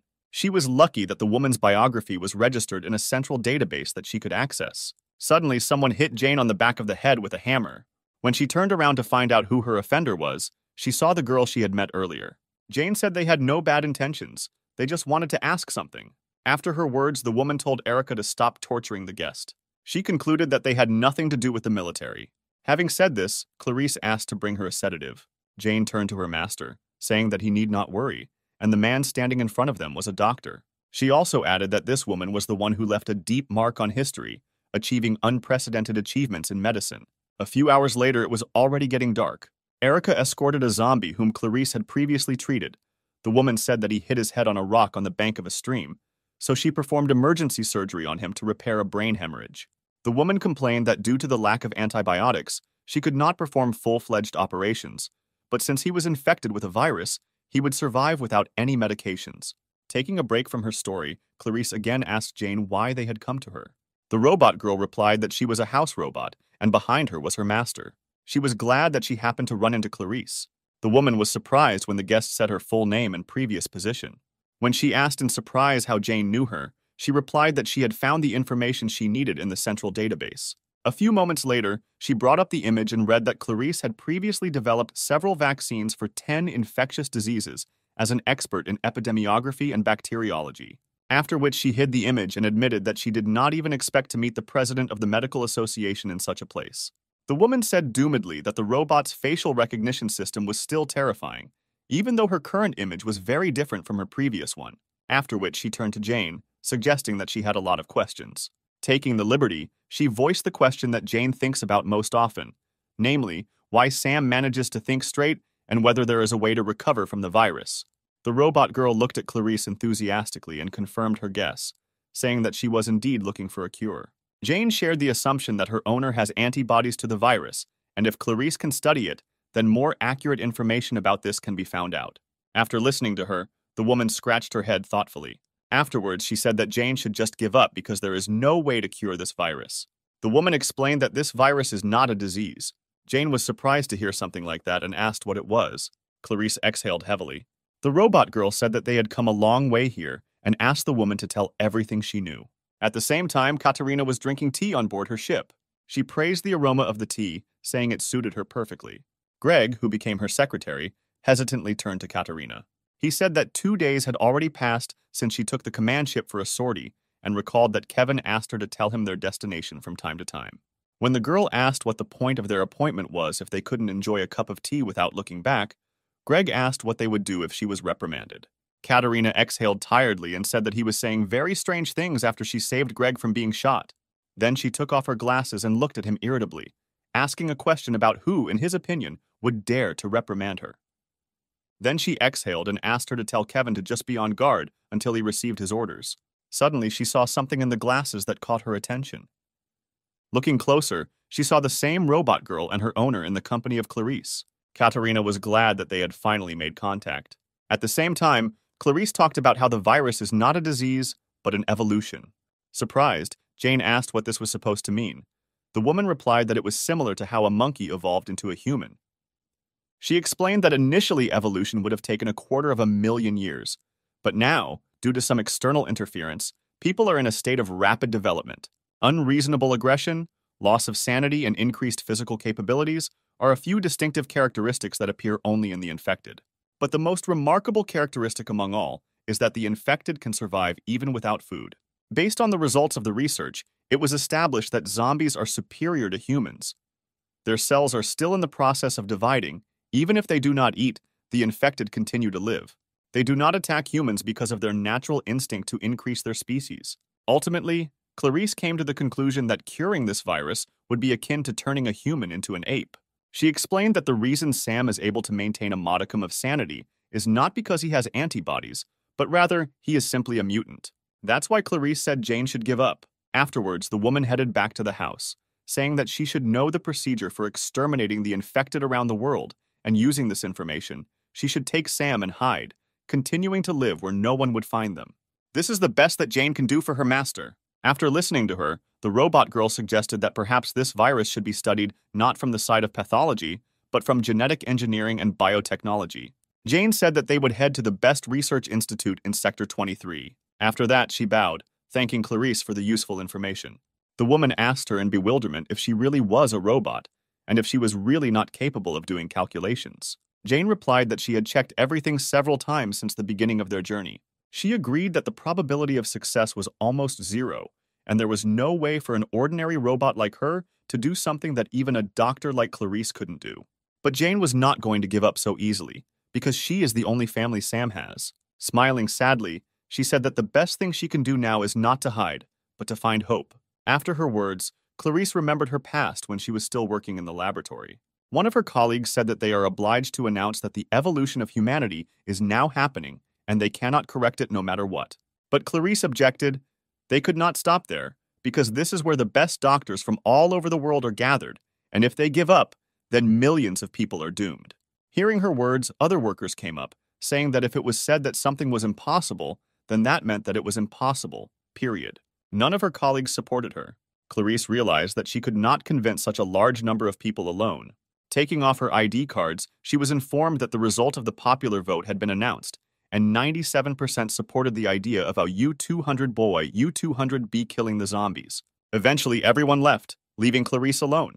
Remembering this, the woman laughed. She said that a robot that truly cares about its owner should really be like that. Clarice apologized for her callousness, saying that she really wanted to see such determination again. Then she invited Jane to come inside, intending to show her something interesting. The robot girl followed Clarice along with her master. Entering the next room, they went down to the basement. Opening the door, the women entered her laboratory. Jane was surprised to see something like this here. The computers displayed information about numerous experiments, but they all failed. Jane studied everything in amazement.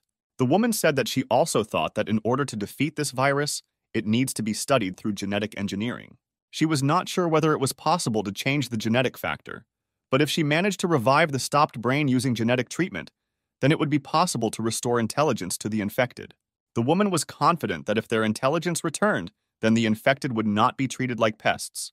Patting Sam on the head, Clarice said that he could help her achieve this goal. She then turned to Jane, asking if she would trust her with her master. Seeing the doubt on her face, Clarice said that this child was the key that would help her complete her research. She assured Jane that she would definitely succeed and restore Sam's sanity. Having received her approval, the woman asked Erica to conduct a thorough examination of the guy.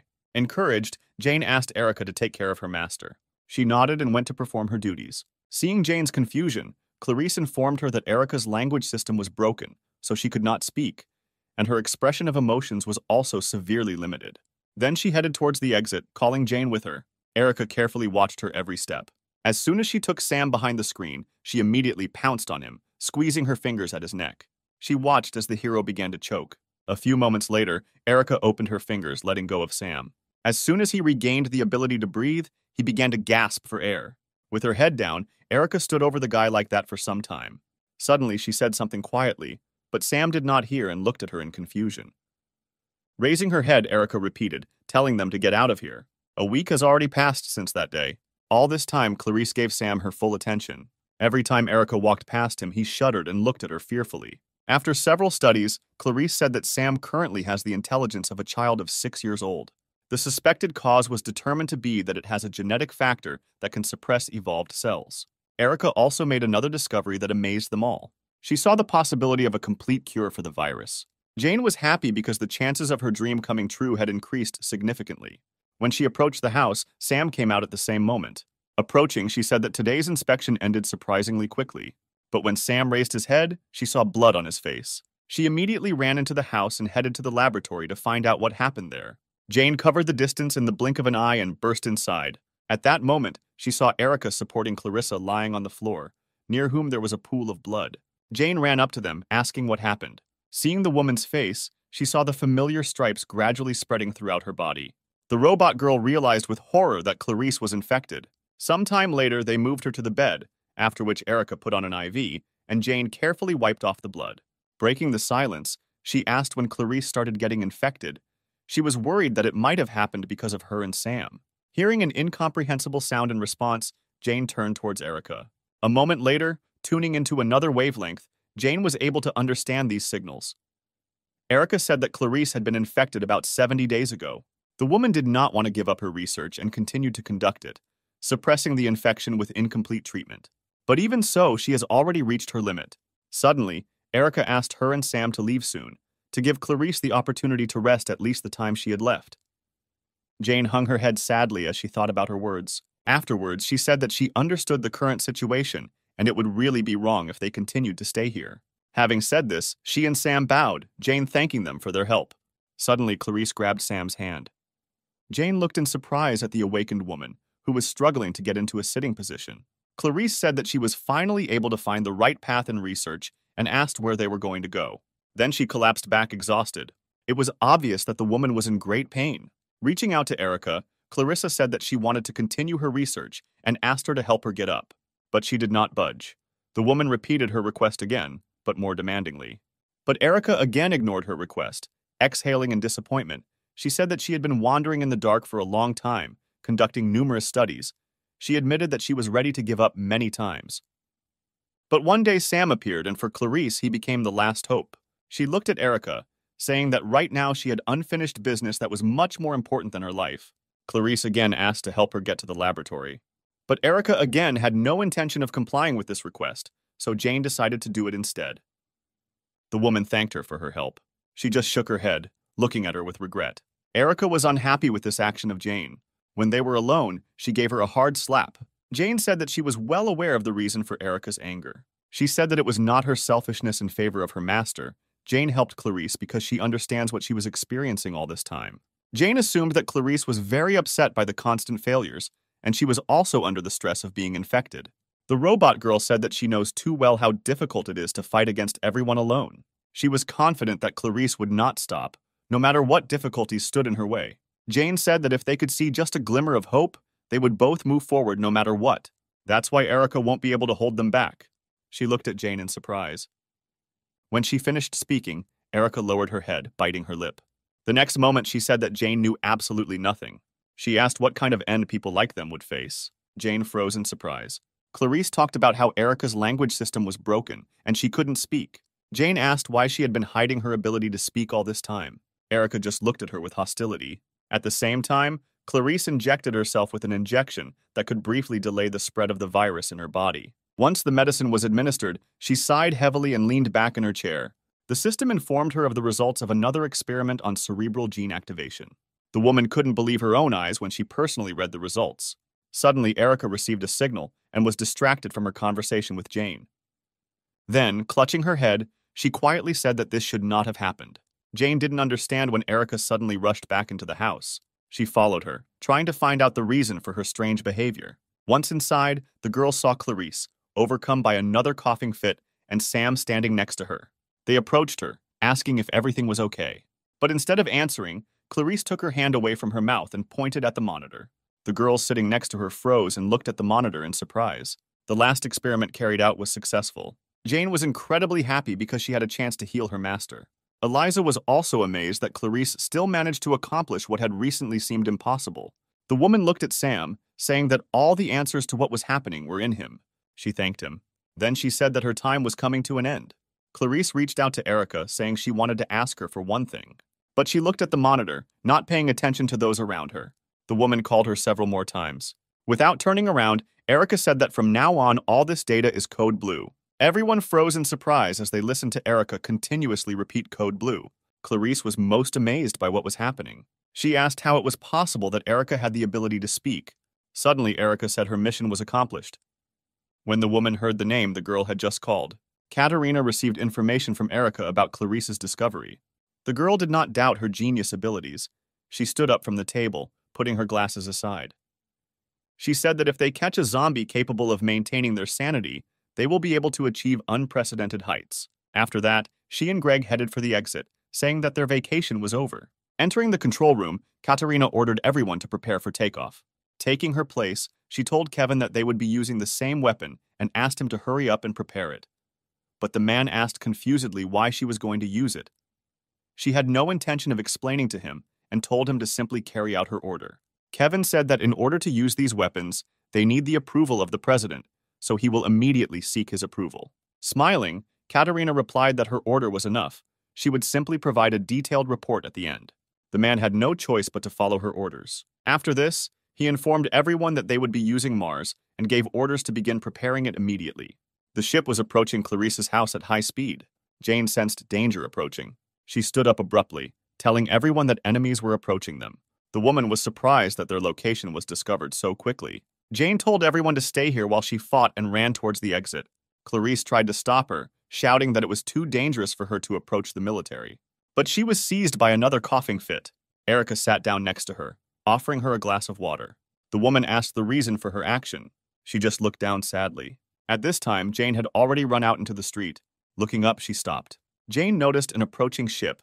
After checking all the data, she discovered an unusual structure on it and established that it was a new type of military weapon, about which there was no information. The robot girl activated her body's power-up. She was determined to stop the enemy no matter what. The next moment, Jane jumped into the air towards the ship. In a few leaps, she was right in front of him.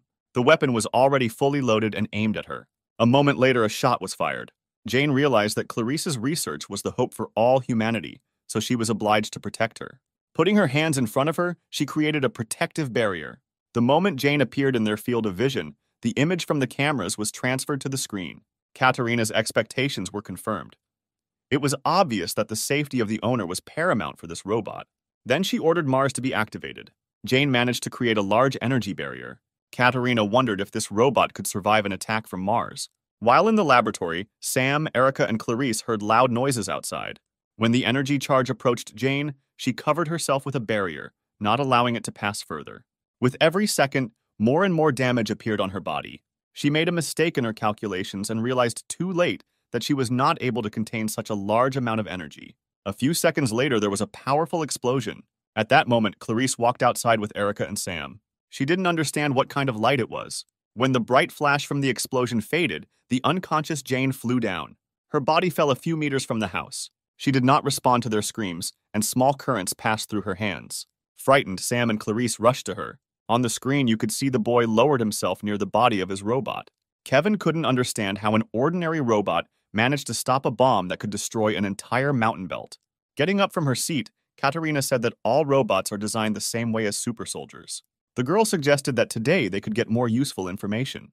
Turning to Kevin, she said that the most important skill of a commander is accuracy in assessing enemy capabilities. Then she ordered the hatch to be opened because they were going down. At the same time, Clarice and Sam sat next to Jane's motionless body, hoping to get at least some reaction from her to their voices. Suddenly, a huge shadow loomed over them. Clarice looked up to see what it was. The enemy ship stopped directly above their small group. Suddenly, the mechanism activated. A few moments later, a cabin containing military personnel descended. Clarice froze in surprise when she saw a familiar face there. As she descended, Katerina did not take her eyes off the woman. As soon as the cabin reached the ground, the doors opened, letting the girl, accompanied by military robots, out. Stopping in front of Clarice, she smiled. Erica helped her up. Katerina spoke first, saying she was glad to meet her old friend again. She noticed that her appearance had changed a lot over the past year. Without hiding her malice, Katerina said that this image suits Clarice much better. The girl looked at her in surprise when Clarice asked why she was still following her. Katerina replied that being the commander-in-chief is not easy. Even if Clarice committed a criminal offense, she cannot just arrest her. She reported that every day she receives reports about every step of the woman standing in front of her. After listing some of Clarice's most significant moments during this time, Katerina paused before continuing. She even knew the reason why the research laboratory was destroyed. When the government learned of the confidential information that this laboratory had obtained regarding the virus, it had to be destroyed. From the day Clarice received her scar in that dilapidated building, she was always on Katerina's gun. The woman understood what she meant. Freeing her hand from Erica's fingers, she asked why she betrayed her. Erica responded that the word treason doesn't really apply to this situation because she is property that belonged to the government from the very beginning. Clarice's eyes widened in surprise when Erica said that she was given 2 orders as a government robot, the first of which was to act as if her speech system was damaged in order to avoid leaking information. And the second order was that she needed to deliver an infected person who could control his mind at least partially. Clarice couldn't believe that this really happened. Having finished her story, Erica headed towards Katerina. The coughing fit again overtook the woman. Hearing this, Erica turned around looking at her regretfully. But she did not dare to approach and turned away. Wiping the blood with her hand, Clarice said that she should have known that she would not have been released so easily that day. Katerina just smiled slightly. Raising her head, Clarice assumed that the first phase of the project would soon be completed. She knew that the Venus Project was aimed at destroying the virus. The woman remembered very well the day when she first heard about Venus. In 1976, a meeting was held at the general headquarters. Some have put forward the idea of immediately exterminating all infected people. But Clarice opposed it, saying that it was too much even for the government. She suggested that they try to find another way to get rid of the virus by isolating those infected for a while. Clarice tried to convey to them that the victims were still people, but the Secretary General dismissed her words, saying that she was talking nonsense. He recalled that everything had already been decided by the previously held national vote, and there was no point in discussing it again. 93% of the public supported their policy. The man blamed Clarice for the fact that such a situation resulted from her incompetence. On her orders, the medical community did not warn anyone about the impending disease. She interrupted him, correcting the vote he had previously stated, which was 76 to 24%. Clarice said that this was the result of a private poll conducted by the World Medical Society before the popular vote. She said the results are similar, but the difference in scale is too great. Looking at Tom, Clarice asserted rather than asked that the voting results were rigged. After her words, the man jumped up from his seat. He asked what evidence she had so that she could talk such nonsense with such confidence. Clarice ignored him and again addressed the council members with the words that there was no point in exterminating the infected. She argued that recently the virus has been spreading throughout the continent and infecting people, which means that somewhere there is another source of infection, in addition to the main infection from infected people. Katerina, along with everyone else, listened to the assumption of the president of the medical society that this source could not be discovered so easily, and no matter how many infected they killed. At this rate, they would not be able to stop the virus. Clarice also said that they are currently developing a new treatment called genetic factor treatment. She assured everyone that she would be able to show significant results within the next 6 months. But Tom interrupted her, saying that Clarice had been raving about her impossible project for a long time. The man opposed it, saying that they could not let the situation in the world take its course for 6 months. The owner of the Dom OZ company, which develops robots, suddenly intervened. He said that his company had long ago begun to develop a plan for quarantining the infected using robots, providing them with all the necessary means. If they were allowed to act immediately, they could quarantine 80% of those infected in just 2 months. Clarice thanked him for his detailed explanation. She then continued by saying that the current epidemic is the worst in the history of mankind, and if the government takes control and publishes a plan, they can regain the trust of the people. She suggested immediately requesting a settlement fund from the president. Andrew intervened again, saying that this idea would not succeed. He explained that the settlement fund had already been requested, but the president immediately rejected it. Clarice was shocked to hear this. She asked why the president rejected this plan.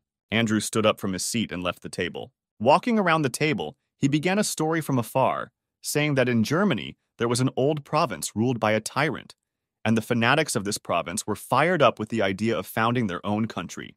They planned to call this country the Third Empire. While it was being created, their military expenses increased, and soon after that, the World War began.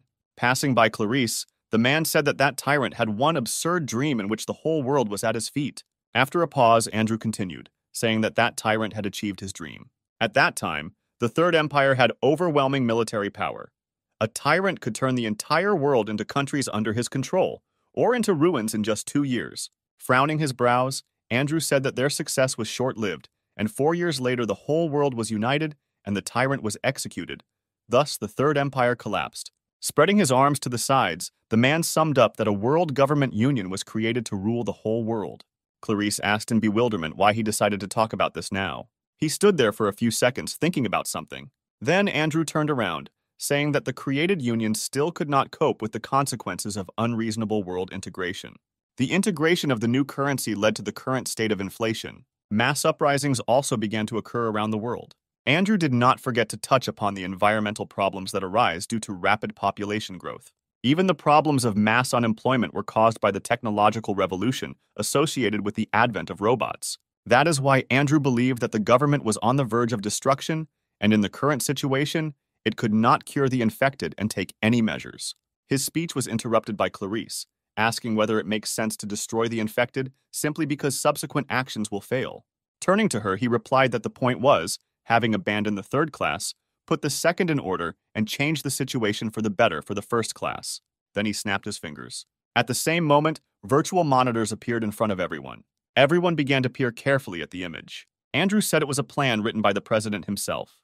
Clarice looked in bewilderment at the document, which contained a solution that could change the whole world in an instant. The Venus Project was introduced to everyone in this room. Andrew asked everyone to read the project summary on the first 3 pages. He said that there are also plans there that must be carried out by individuals. As Andrew advised, everyone read the indicated pages. Reaching the main plan, Katerina grinned, calling it madness. Clarice read line by line with horror. A few minutes later, the man again attracted attention. Clapping his hands, he said that he wanted to raise the most important issue of the day. To be more precise, today they had to discuss the first phase of the Venus Project. Clarice couldn't believe her ears when she heard that the goal of this phase was to reduce the world population to a minimum. She interrupted him, saying that they were all crazy. Clarice tried to convince the man that this was all nothing more than a simple massacre. She suddenly fell silent, noticing the actions of the others. Everyone in that room rose from their seats and cheered loudly in support of this plan. One of the women said that with the help of this wonderful plan, the whole world can be reset. She then pointed to the monitor, saying that what she liked the most was the part about confiscating the residents' property and using the resulting resources. She recalled that 4 years ago they abolished all ATMs and replaced them with cryptocurrency. Due to the fact that all the property of the population is recorded in the World Bank, they can easily confiscate everything. The man sitting across from Clarice said that if they confiscated and redistributed the confiscated money, they would be able to deal with the problems of inflation and bridge the gap between social statuses. Others also supported the plan, saying that in the future, they could expand the capabilities of robots and offload much of the routine work that people did to them. One of the men said that now, during the robotic industrial revolution, overpopulation is tantamount to poison. Another man said that since no one had any objections, all they had to do was establish an acceptable number of victims. Clarice stood there, unable to believe that these people were actually discussing such an inhumane plan. Everyone began to actively propose their own options for how many people and what percentage of genders they should keep. Katerina suddenly intervened, saying that she had previously asked the president a question about what percentage of the population they could kill in 1 year if they fully mobilized the army. Although she was joking at the time, after simulating the situation, Katerina came to the conclusion that they could destroy approximately 86% of the population. After thinking about her words, Tom guessed that the result should only be 1 billion. Which was quite good. The rest also supported the value of 1 billion, after which Andrew said that although they had reached an agreement, they should not break the formalities and proposed a vote. Clarice couldn't bear to listen to this anymore and slammed her fist on the table, drawing attention to herself. She asked if they had forgotten exactly how the Third Empire was destroyed. Clarice recalled the crazy idea of integration of races carried out by the tyrant. That massacre was not even recorded in the history books. The blood of more than 120 million ordinary people was shed, resulting in a riot. She asked if they really wanted to do something like this again. The woman, with tears in her eyes, asked whether it was worth rejecting the Third Empire then, if now they were going to carry out a massacre 10 times worse than that one. Andrew ignored her, saying that voting was ongoing. He asked everyone who agreed that the population should be reduced to 1 billion to raise their hand. Everyone raised their hands unanimously, with the exception of Clarice. After examining everyone, the man said that the decision had been made, and after the completion of the first phase of Venus, the number of survivors should be 1 billion.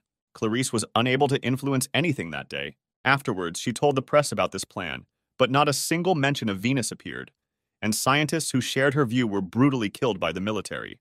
That day, the research institute was strewn with many corpses of budding scientists. Only Erica and her owner Clarice managed to survive, although she was in serious condition. Clarice assumed that it was during this period that Erica deceived her.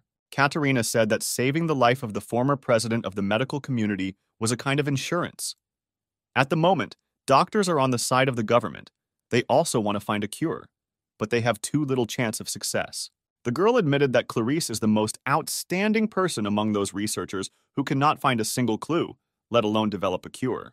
When she realized that the woman was also infected, she herself was ready to give up. But luck was on her side. She said that a zombie suddenly appeared and retained its sanity. Clarice asked how far the first phase of the Venus Project would go. Although this was secret information, Katerina was ready to share it with her as a reward for finding a cure. She said the current rate is 84% of the population. To date, 52% have already been destroyed. Katerina was sure that if everything went smoothly, then only 16% would remain uninfected. She confidently stated that they could achieve this result in less than 5 months. Afterwards, the girl said that the second phase will come after the medicine is provided to the whole world. It was difficult for Clarice to learn the details of the current situation in the world. A couple of seconds later, she pulled out the plate hidden in her pocket. Showing it to Katerina, the woman said that no matter her efforts, such a terrible plan would not be carried out. She explained that in her hands, there is a hard drive that stores all the data about the medicine. It exists only in a single copy. The next moment, Clarice broke it into 2 halves. Katerina was overcome with horror as she realized exactly what the woman sitting in front of her had just done. She screamed that she had gone crazy, and with such an action had doomed many lives to the mercy of fate. Clarice replied that because of her actions, they would have no choice but to stop the murders. The woman was sure that even if it wasn't her, someone in this huge world would definitely create a cure. Katerina listened to her, barely containing her emotions. Clarice understood that she had very little time left and decided to give one last piece of advice to Katerina, saying that humanity cannot be judged for its numbers. The girl just frowned, not hiding her irritation. Then she turned around, saying that she no longer needed Clarice. Returning to the cabin, Katerina gave the order to the military robots to get rid of this woman. Hearing her words, Sam raised his head and looked at her in surprise. He tried to say something to stop Katerina. Realizing that he would achieve nothing in this way, the hero tried to shout to Jane. But she did not react to his voice in any way, and then Sam began to disturb her body. At the same time, Jane's automatic recovery mode boot was activated. The energy core has already been restored by 30%. The robots are already approaching Clarice. She just closed her eyes, resigning herself to such an end. The next moment, the woman heard a weapon being pointed at her. But when nothing happened for several seconds, she opened her eyes and looked ahead in surprise. The robot said that he could not attack her because it would be a violation of the law. Hearing this, Katerina began to laugh quietly. However, the very next moment she was laughing out loud without holding back. Turning around, the girl said that a few moments ago, Clarice was very cute with that expression on her face. Then she said that everything was exactly as she had imagined. Nodding towards Erica, Katerina said that although she did not receive the drug data directly, it did not mean that she lost.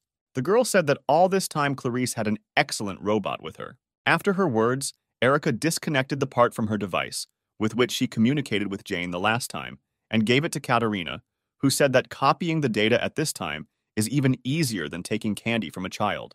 Clarice was startled by this and shouted at Erica not to do this because this information should not fall into the hands of the government. At the same moment, a sharp flash of pain pierced her. The next attack meant that the effect of the previously injected medicine had ended, and the disease began to spread further with accelerated force. The woman curled up on the ground with pain coursing through her entire body. Looking at this picture, Katerina assumed that the virus was gradually beginning to take over her mind. Smiling, the girl said that very soon Clarice would evolve into a monster. But since she had taken a significant step towards creating a vaccine, the woman should have no regrets. Excited, Erica rushed towards Clarice. Sitting down next to her, she asked her how she was feeling. Turning around, Erica asked Katerina to fulfill her promise and keep her word. She recalled that the girl promised her that if the mission was successfully completed, she would save Clarice's life. Shielding the owner, Erica said that she would soon become a zombie, and then she would no longer be able to tell anyone any secrets. Erica begged Katerina to keep her promise. Looking at this scene, the girl remembered the past. A year ago, this robot also begged to save Clarice. Snapping her fingers, she replied that she never forgets her promises. After a pause, Katerina said that unlike robots, people know how to lie. Erica looked in surprise at the girl standing in front of her. The next moment, many shots pierced her body. When the military robot stopped firing, Erica collapsed to the ground. Clarice, lying on the ground, watched this in horror. Shouting out her name, the woman tried with all her might to crawl towards Erica. Frowning her brows, Katerina said that she was the first to be insulted in this way. Never before had an ordinary robot tried to make a deal with her. But that wasn't the only reason she was angry. Katerina was well aware that Erica had tried to ruin her plan when she tried to get rid of Sam. The girl said that she could not forgive her for this mistake. Anxious, Clarice tried to call Erica. She turned her head and apologized to the woman. She admitted that even when she realized that Katerina's promise was a lie, Erica continued to interfere with Clarice's research. Erica said that she changed the original data when she conducted virtual experiments, and also tried to kill Sam. But clinging to the 100th chance that Katerina would still fulfill her promise, she gave her the data. Because Erica prioritized saving her master's life over the lives of all humanity, she declared that she was no longer worthy of being called a Medroid. A single tear rolled down Clarice's cheek. Almost silently, she said with just her lips that Erica was not to blame. Closing her eyes, she said that she never blamed her for what happened. When the woman opened her eyes again a couple of seconds later, her eye sockets were completely black, which meant that the virus had gotten the better of her. A military robot standing nearby analyzed Clarice's condition. Having determined that she was no longer human, the robots turned their weapons on her. Due to the fact that she has lost her human essence, they now do not break the law and can carry out the previously given order. One of the military robots turned around as a sudden noise behind them caught his attention. A moment later, Jane punched his head. As a result, he flew several meters back. Katerina watched, not understanding what was happening here. Jane said that the automatic recovery was 48% complete. A couple of seconds later, the percentage of recovery increased and previously damaged areas of the body were strengthened. She was determined to return Clarice's research data. Katerina understood how this was possible, because the shot from Mars definitely hit her. Kevin wondered a similar question about how the damaged robot was still able to move. He turned to one of his subordinates, who scanned Jane and reported that she had completely stopped functioning, asking what was going on here, but he could not give a reasonable answer. Looking at the screen, Greg remembered the time when he himself fought with this robot. After the fatal attack was dealt to her, he deemed Jane no longer competent. But suddenly she recovered and became stronger. Greg said that this home robot is fraught with many secrets. Kevin ordered military robots to be sent as reinforcements. Meanwhile, Jane was already running towards the military robot. Approaching him, she kicked his torso, punching right through him. Then she grabbed his head. A moment later, Jane pinned the robot to the ground. At the same time, dozens of military robots were released from the ship. Noticing this, Jane raised her head up, watching what was happening. A few seconds later, the robots landed with a terrible noise. Dozens of robots appeared opposite Jane. After conducting self-diagnosis, she found out that the integrity of her body was only 40%. Her goal was to get closer to Commander Katerina and return data on a medicine that could cure the virus, and then escape from the current situation. She intended to destroy obstacles in the form of military robots that appeared. A moment later, the robots took up their weapons and began shooting at her. But Jane deftly dodged the bullets, moving at high speed. Approaching one of the robots, she cut his torso in half. Jane knocked the other one away with a kick to the stomach. Clarice and Sam watched in surprise. The guy did his best to support Jane. The woman managed to retain the remnants of her mind, and she was aware of the current situation. Jane desperately fought against the military robots, trying to make her way to Katerina. Kevin, who watched this, experienced great tension. He realized that ordinary military robots were not enough to deal with Jane. He asked a subordinate if they could carry out an attack from the air, but was told that this was not possible at the moment. Greg had been carefully watching Jane's movements all this time and analyzing the situation. At one point, he shared his observations, saying that she was weaker than before. Jane herself at that moment was trying to fight off the robots that surrounded her from all sides. Greg explained that her movements were not as fast as last time, and he assumed that she had not yet fully recovered from Mars's shot. Suddenly, one of the military robots grabbed her arm. The next moment, Jane lost this limb. She frowned, realizing that losing her arm at such a moment could make the situation critical. Despite this, Jane continued to attack her opponents with her remaining hand.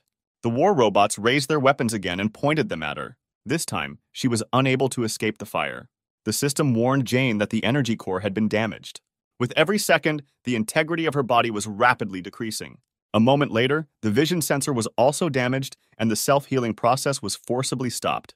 With difficulty, Jane managed to catch the sound of approaching footsteps. Before she passed out, she saw the silhouette of Katerina stopping opposite.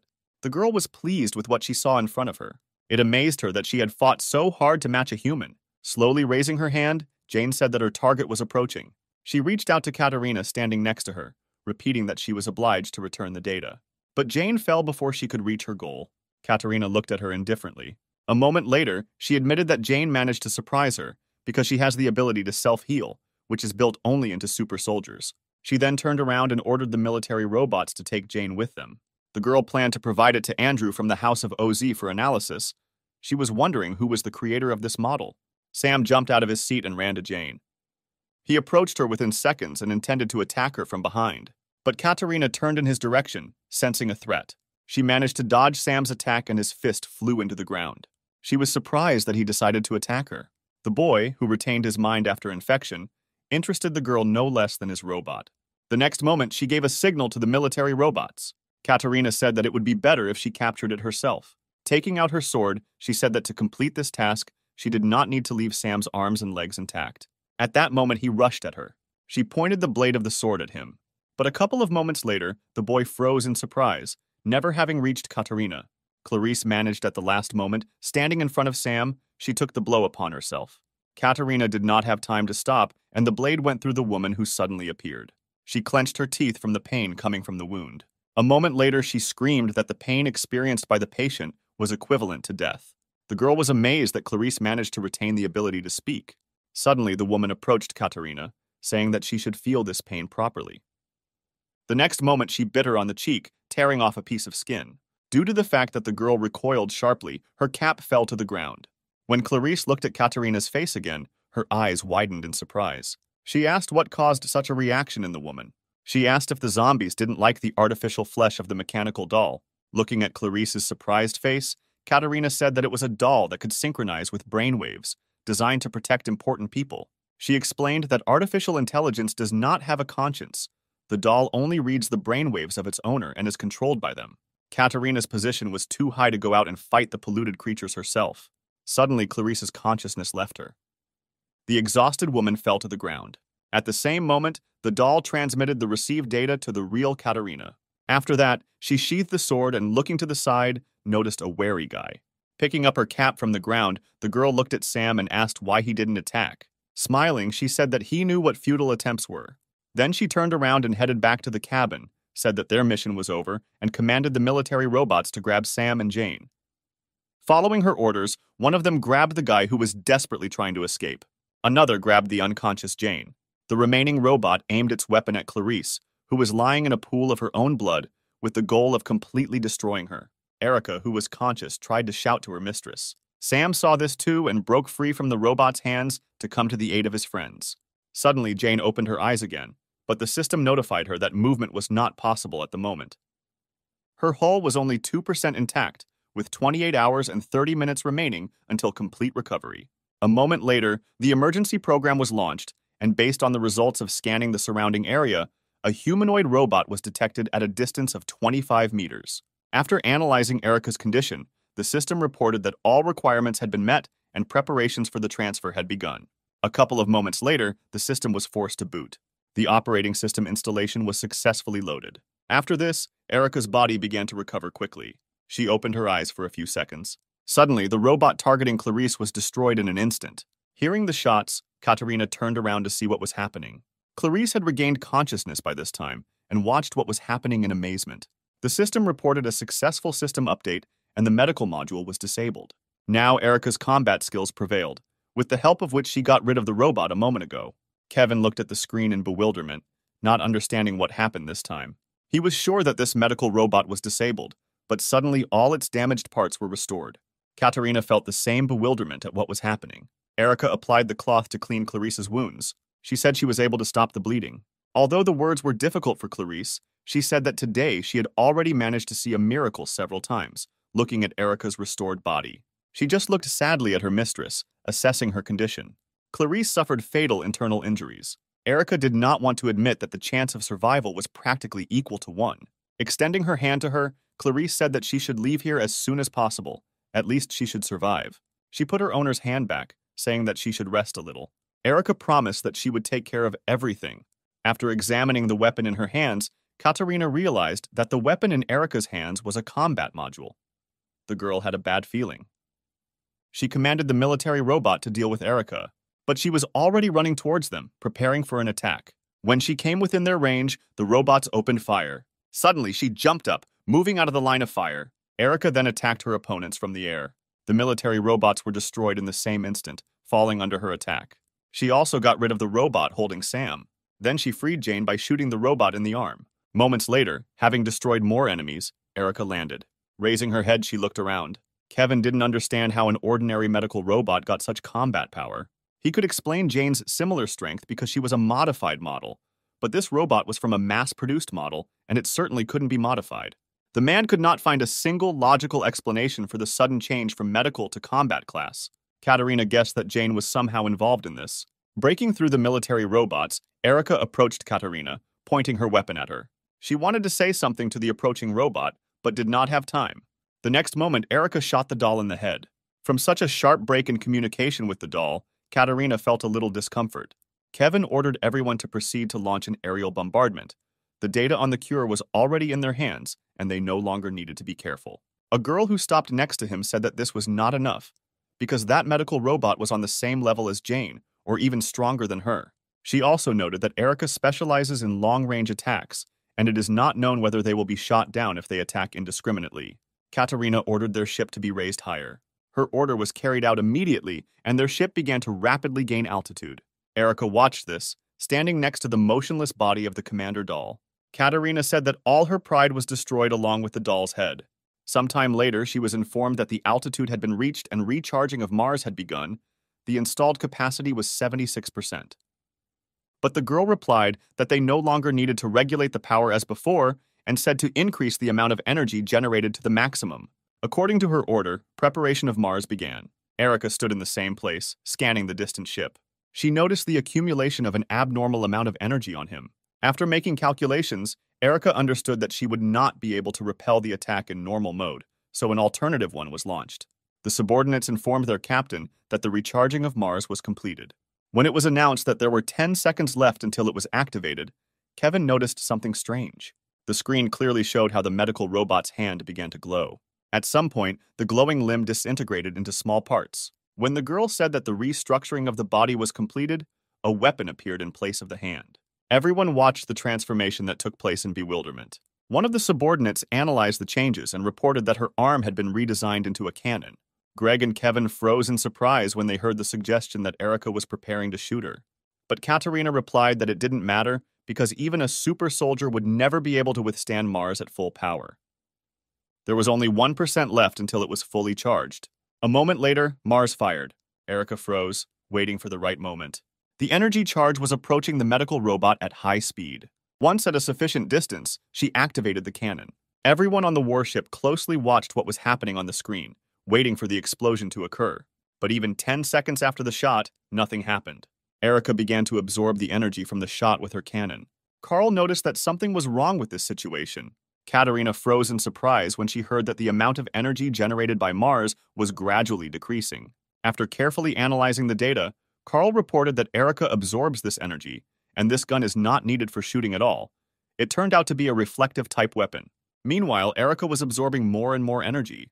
Realizing the current situation, Katarina said that they must immediately leave the ship using escape capsules. For a few moments, all the energy from the shot was absorbed by Erica. After that, she activated the mirror image and aimed the cannon at the enemy ship. An energy beam passed through him. A moment later, a powerful explosion was heard in the sky, destroying the ship. Burning debris flew down. Katarina's squad managed to successfully leave the ship. Kevin, sitting next to her, said that only thanks to her quick decision to evacuate, they were able to leave the affected area without any losses. It was noticeable that the girl was very nervous. She asked what happened to the data received from Clarice. Kevin hesitated, and after a long pause replied that they were stored on the server of the destroyed ship. Out of frustration, she bit her lip until it bled, realizing that they had lost very valuable data. Katarina took out her anger on the chair, hitting the armrest. Then she said that they should go to the headquarters of the House of Oz Company, but the surprised Kevin asked if they should first return to their headquarters to report on the current situation. Katerina replied that they would still visit the House of OZ first. She had to find out what was wrong with these robots. If they left things as they were, the situation could get out of control. The girl was sure that if Andrew took up this matter, he would definitely find the answer to what exactly these robots were. She was especially interested in the engineer who created Jane. Once the enemy ship was destroyed, Erica deactivated the cannon and returned her Kuka to its original state. After that, she ran to Clarice. Approaching her, she took the woman in her arms, saying that she would definitely cure her. But she extended her hand to her, saying that everything was fine with her. Clarice said that Erica should have figured it out by now. Because of the wound she received, even with the regeneration provided by the virus, she still would not survive. Erica tried to argue with her, but she was interrupted. Clarice asked to be put back on the ground. When there was no response to her request, she said that she wanted to tell Erica her story. She had no choice but to fulfill her mistress's last wish. After 26 hours, Jane had recovered and opened her eyes. Looking at the ceiling, she realized that she was in Clarice's house. Remembering the circumstances under which she passed out, she began to worry about Sam. She didn't even have time to get out of bed when a joyful guy hovered over her. He immediately rushed to hug Jane, who had woken up. Patting him on the head, she said that she was fine. Sometime later, they left the house together. Once outside, Jane froze in surprise. She saw the restored Erica with a bouquet of wildflowers in her hands.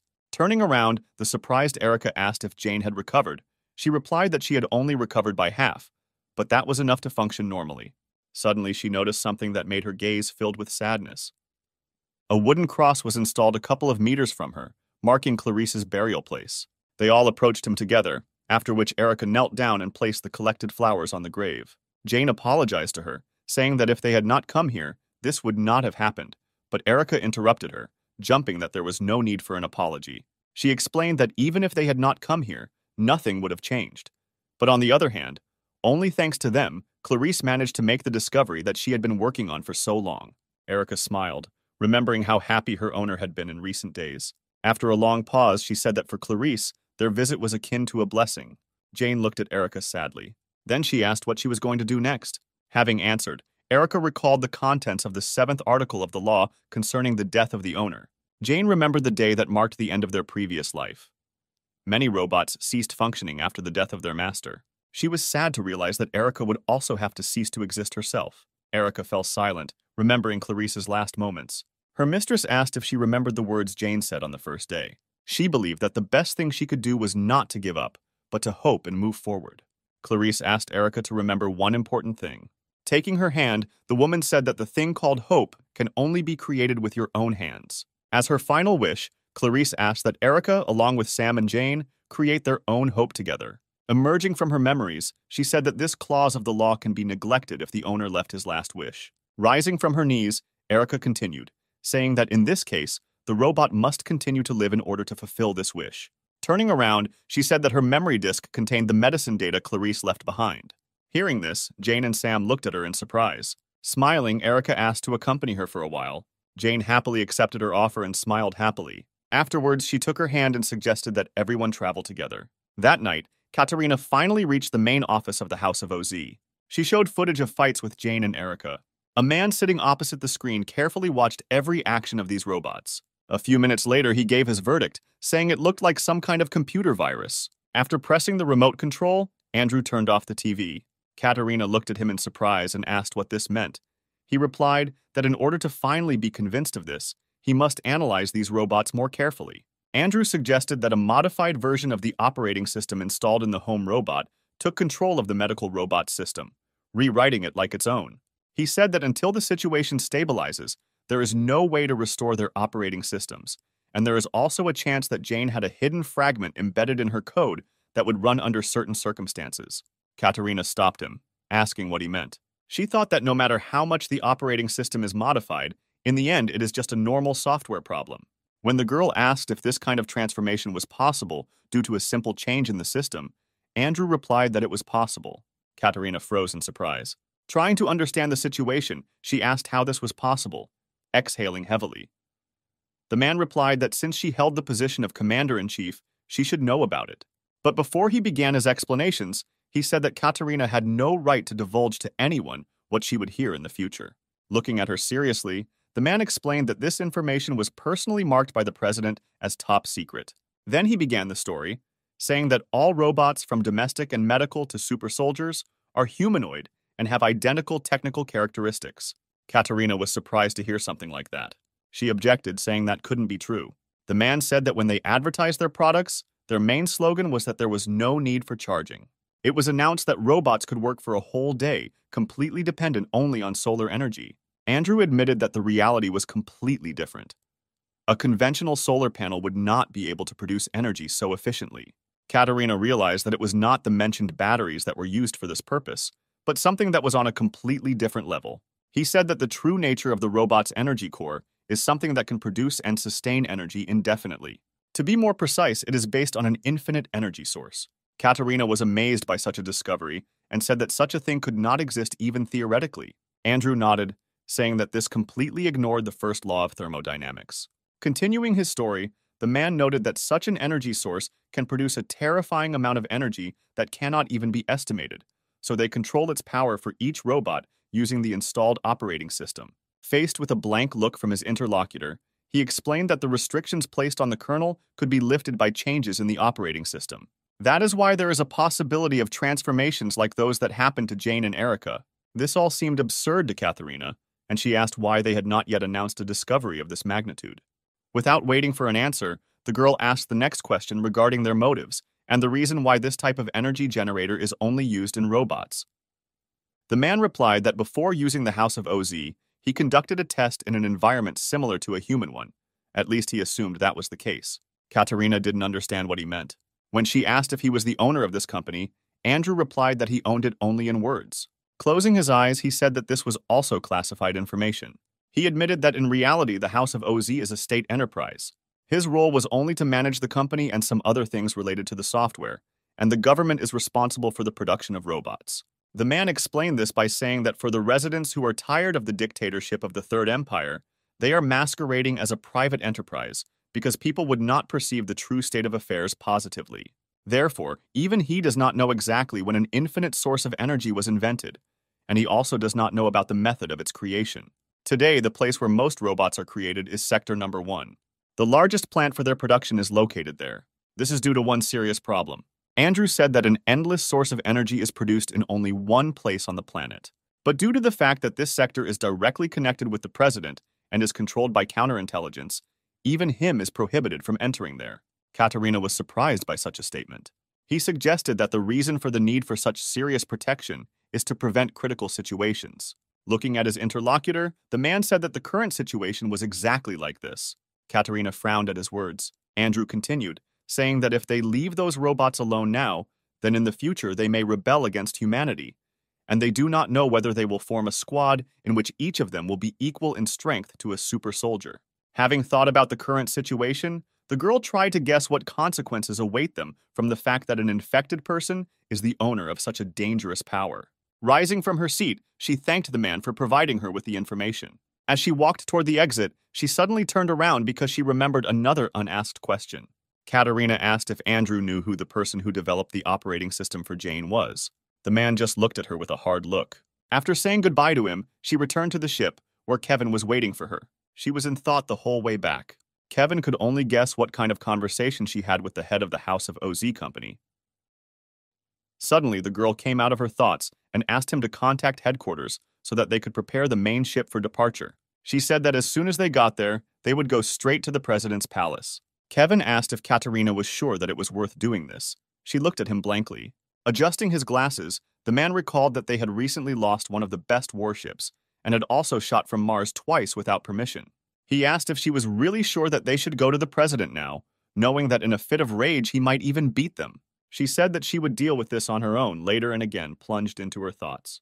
If it weren't for the seriousness of the situation, she would really prefer not to meet with the president now, but she needs to get permission to use super soldiers. Meanwhile, Andrew replayed the video that Katerina had given him during their recent meeting. He was most interested in Jane. He couldn't believe that the man he had admired for many years had spent his retirement in an abandoned sector. The man took out a medallion that he always carried with him. Andrew didn't take his piercing eyes off the screen. He was sure that Jane was the last fragment of the project that this man left behind. Closing his eyes, the man thanked this man for such a gift. Thanks to this, He will finally get rid of the feelings of inferiority and disappointment that have haunted him all these years. Andrew set himself the goal of surpassing Louise, who was his teacher, at any cost.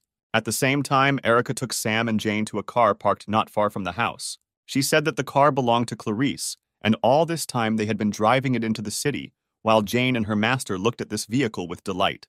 Turning to Erica, Jane asked where they would go, because they already had all the necessary data and all they had to do was create a cure. After her words, the honey robot thought about it.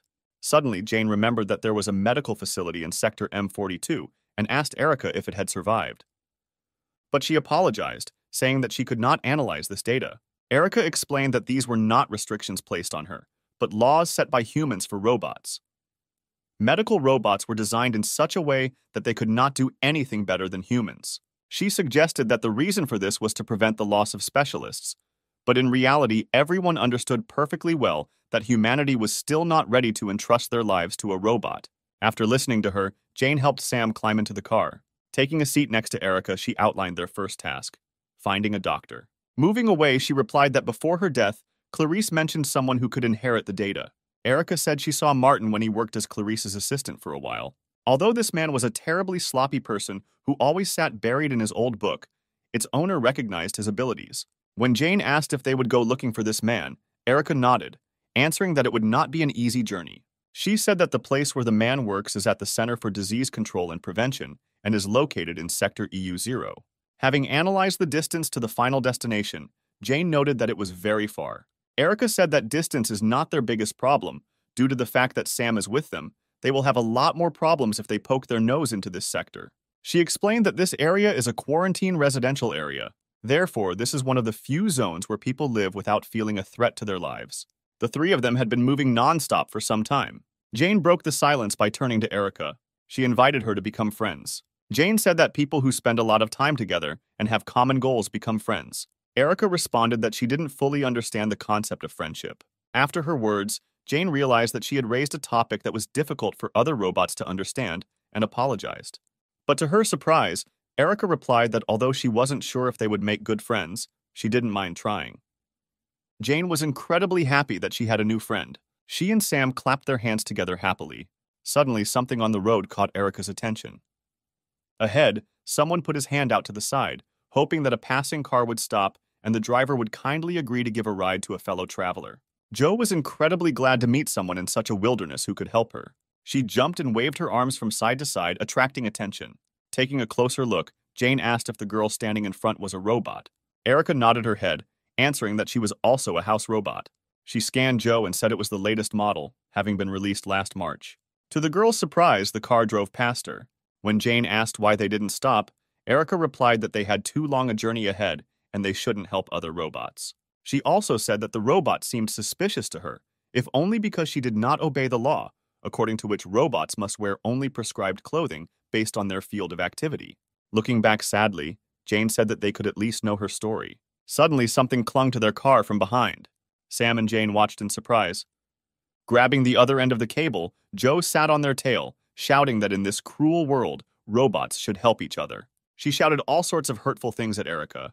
When she was called a one-eyed, heartless creature, her patience came to an end.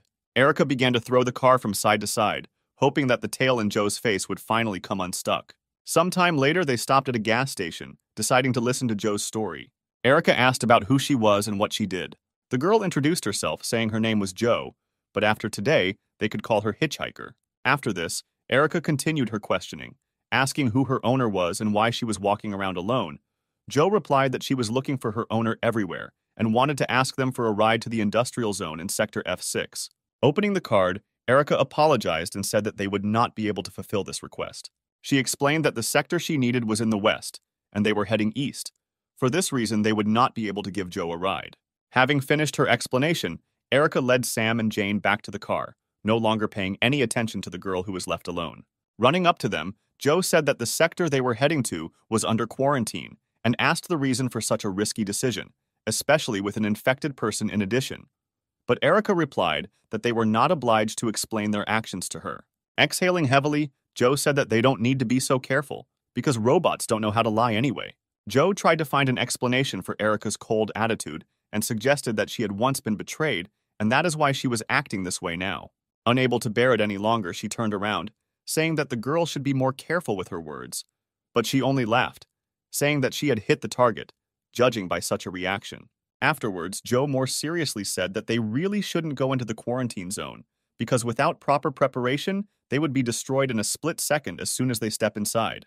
Pointing at Sam, she said that he was 100% likely to die first. Frightened, Jane hugged her master, asking what this city was all about. Joe replied that she had passed by it about 17 days ago. She was not allowed to speak further when a military helicopter suddenly appeared. The pilot's goal was achieved, and the infected was discovered. He began to descend, preparing to attack his target. Jane and Erica turned around in horror and also saw a helicopter approaching them. Joe just grinned, saying that this was a great opportunity to show off her abilities. She then tossed her bag to Jane and said they could relax and watch the show. A moment later, everyone heard a warning about the opening of fire. Joe stopped in front of the helicopter, saying that she wouldn't need 10 minutes. After that, she activated her ability. The girl quickly clicked on the necessary system windows. Jane had a couple of seconds to prepare, after which she said that the synchronization was completed. Having penetrated the robot system, she managed to change the instructions. The indicator that marked Sam changed its color from red to green, indicating that the selected target did not pose any threat. Next, Joe gave the robot the order to self-destruct. A couple of seconds later, the military helicopter exploded from the inside. Friends standing nearby watched what was happening in surprise. The helicopter, engulfed in fire, quickly fell to the ground. After it hit the ground, there was a loud explosion. Joe approached the frozen Jane and Erica, asking how they were enjoying this little show. She said that they were very lucky to meet her, because without her help, they should not even dream of getting into the quarantine area. Closing her eyes, Joe decided she should introduce herself properly. The next moment, pointing to herself, she said that she was the only robot with a pre-installed hacker module. Her performance was interrupted by Erica, who hit Joe in the head with a medical hammer. She said that they were located next to a gas station, and her rash actions could have caused it to explode. Joe looked at Erica in surprise and said that the gas station would have exploded anyway. She pointed to the site of the explosion, explaining that the flames were large and the wind was blowing from the northeast at a speed of 3 meters per second. Taking this into account, in 1 minute and 24 seconds the fire will spread and another explosion will occur, the radius of which will be about 2 meters. When Joe said that if they didn't leave immediately, they would have a hard time, Erica could hardly contain her anger towards her. A few seconds later, everyone climbed into the car and Erica began to move as far away from this place as possible. At the same time, Katerina reached the presidential palace. She and Greg walked through the long corridors to the president's office. But the man could not hide his poor condition while following the commander. Turning around, Katerina asked what happened to him, since he looked so sick, but he replied that he was fine. Afterwards, he hesitantly asked if they were going to visit the president. The girl replied that this was so and asked what worried him. Greg asked why he was chosen to attend such an important event and not her chief secretary. She replied that Kevin was still busy writing reports for headquarters, so he didn't have time for anything else. Afterwards, Katerina asked why Greg suddenly had such questions and suggested that he did not like being here. But the man replied that everything was completely wrong. Grinning, she advised him not to be so tense, because the president is the same person as they are. Suddenly, another person appeared on the way. The guy, being the chief security officer of the president, immediately recognized Katerina and, saluting her, greeted her in a befitting manner. Greg would be surprised to see a young boy here and assume that he is a new recruit. But after examining his uniform, he noticed 2 stars sewn on. After that, he followed Siegfried's example and also saluted him, which earned Katerina a displeased look. The next moment, she slapped him on the head. The girl asked if he knew the basics of relations between subordinates and superiors. Katerina said that as long as he was with her, he did not need to salute. Rubbing the bruise, Greg apologized, saying that he was very nervous. Afterwards, the girl approached Siegfried, who was blocking their path, and asked him to move away. He bowed low, apologizing for his rudeness. Stepping aside, the guy asked permission to examine Katerina, because by order of the president, carrying weapons inside was strictly prohibited. After his words, without further ado, she took off her weapon and threw it to Siegfried, who deftly caught her sword and pistol. She said that this was all she had with her and forbade her to even touch herself with a finger. The girl also expressed her assumption that he did not need to conduct a thorough check to make sure that she still had hidden weapons.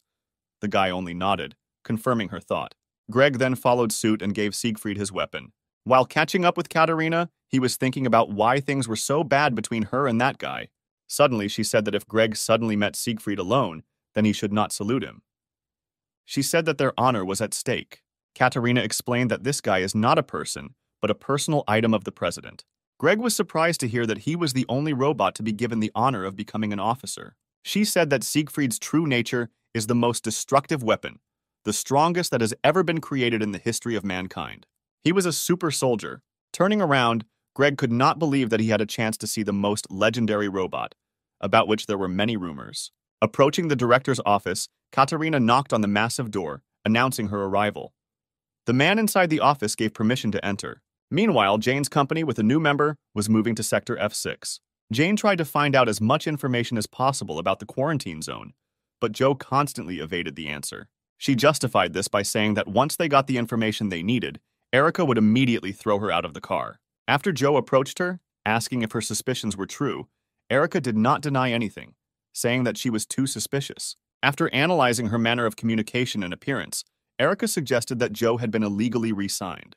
When Jane heard that according to the law, such re-flashing of a robot is punishable by 30 years of imprisonment in prison, she felt uncomfortable because she too had been illegally re-flashed. Erica also mentioned that the robots have the strongest security system built into them in the whole world, and to re-flash them, you need to be a world-class programmer. Smiling, Joe asked what she was trying to say with such hints. Erica said she wouldn't beat around the bush and would ask directly.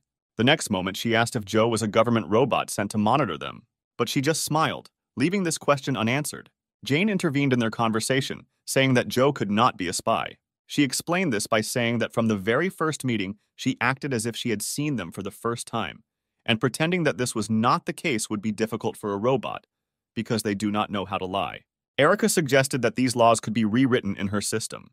Jane countered by saying that since the robots were released, there had only been 67 instances where a robot had had the law rewritten in its memory, but due to their nature, there had not been a single instance where Article number 1, 2, or 3 had been rewritten. She explained this by saying that if one of these articles is ignored, robots can become a threat to humans, and they should also take into account the security system. Remembering the last skirmish with Katarina, if it were possible to rewrite the previously listed articles, then it would be easier for her to reprogram Erica rather than keep her silent all this time. Erica remained silent, not knowing how to object to this fact. Joe praised Jane for her intelligence, because even she is not able to ignore the laws of the first article, as noted earlier. She said that there are 3 levels of protection in the robot security system. The first 3 articles are in the Good Witch category and is intended to protect people. The Oscar category prevents illegal rewiring, and the CLID category. Joe admitted that her master hacked her all the way to Oscar, but the Good Witch turned out to be much more difficult, and no one will be able to hack her in the next 50 years. Erica was amazed at the man's abilities. When Joe named her master's name, Jane looked at her with enthusiasm, saying that he was a very famous person and everyone knew his name. She said everything she knew about the Cheshire Cat. Firstly, he was the best hacker in the whole world. He reveals the illegal activities of terrorist groups, governments, and financial institutions. Touching Sam, Jane said that he was an ardent fan of this man, and if they managed to meet him one day, she asked if she could get an autograph. Joe replied that if they really managed to find him, they could ask for at least thousands of autographs. She admitted that she was not sure whether her master was still alive or not. The Cheshire Cat tried to hack into the system of one company, but they were spotted, and the police very quickly discovered their temporary location. When they broke in, Cheshire fled. Therefore, all this time she was just looking for a way to kill time, doing what she wanted to do with the owner while they were together. After listening to her, Jane asked what exactly she wanted to do. Smiling, Joe replied that she had always dreamed of breaking into the presidential palace. At the same time, Katarina and Greg were already in the director's office. The man was very excited. He never dreamed that the day would ever come when he would meet the president in person.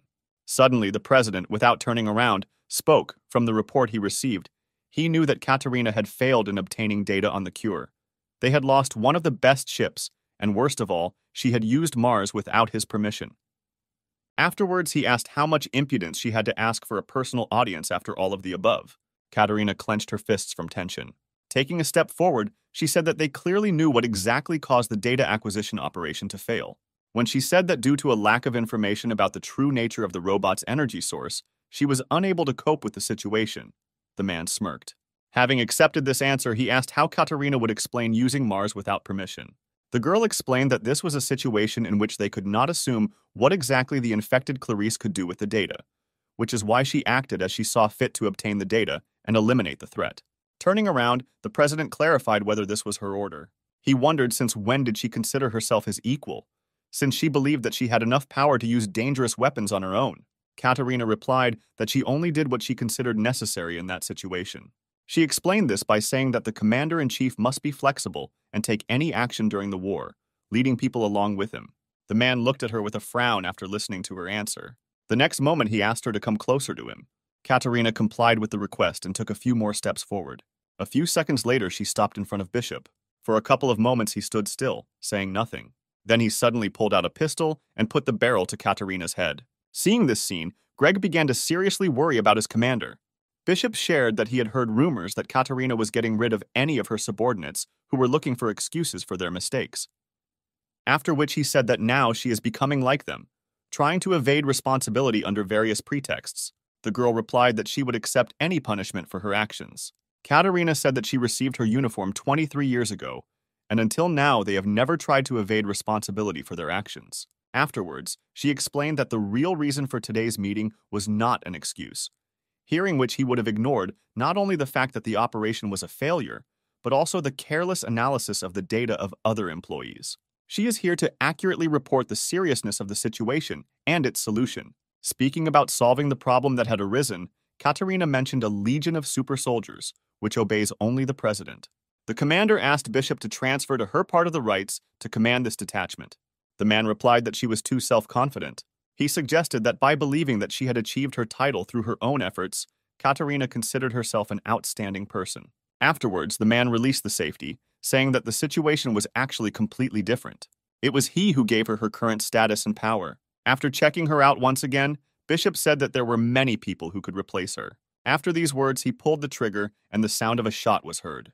When Jane and Erica heard about Joe's plans, they called her crazy. Erica said that no matter how brilliant the Cheshire Cat might be, doing something like that is too reckless. Joe explained that it was all because of the evidence found with her master. They suspect that the president may have artificially caused a virus that turns into zombies.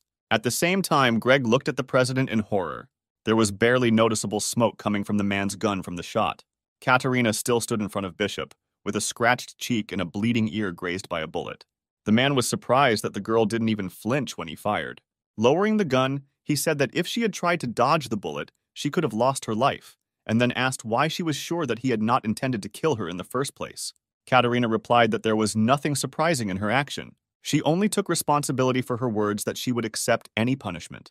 Sighing, Bishop walked over to his desk, saying that for her contributions to combat command over the years, he would turn a blind eye to her mistakes this time. Turning to him, Katerina reminded him that she had never heard an answer to her request. She again asked if he would allow her to take part of the command rights of a squad of super soldiers. Bishop looked at her threateningly, telling her not to forget her place. Sometime later, he and Greg left his office. Having caught up with his commander, the man asked if she was okay, but the girl replied that the military should not worry about a minor scratch. She was annoyed that, even after putting her life in danger as a sign of her devotion, her request was rejected. Turning around, Katerina looked at the bag her companion was carrying. Exhaling heavily, she decided that even this would be enough for her today. The commander hoped that the item she received from Bishop would benefit her in the future. At the same time, Bishop was in his office watching a recording of battles with robots that had gotten out of control. When they knocked on his door, he gave permission to enter. Walking inside, Siegfried greeted the man. The president asked him to come and look at this recording. When Siegfried approached the table, the man pointed at Jane, saying that it was a robot that caused excitement among the highest military officials. Then he asked who, in his opinion, created this robot. After analyzing all the data obtained from the recording, Siegfried replied that it was Dr. Louise. He said that no one else could create something like that for anyone other than her. Having received the answer, Bishop tiredly covered his eyes with his hand. This woman has always remained a mystery to him.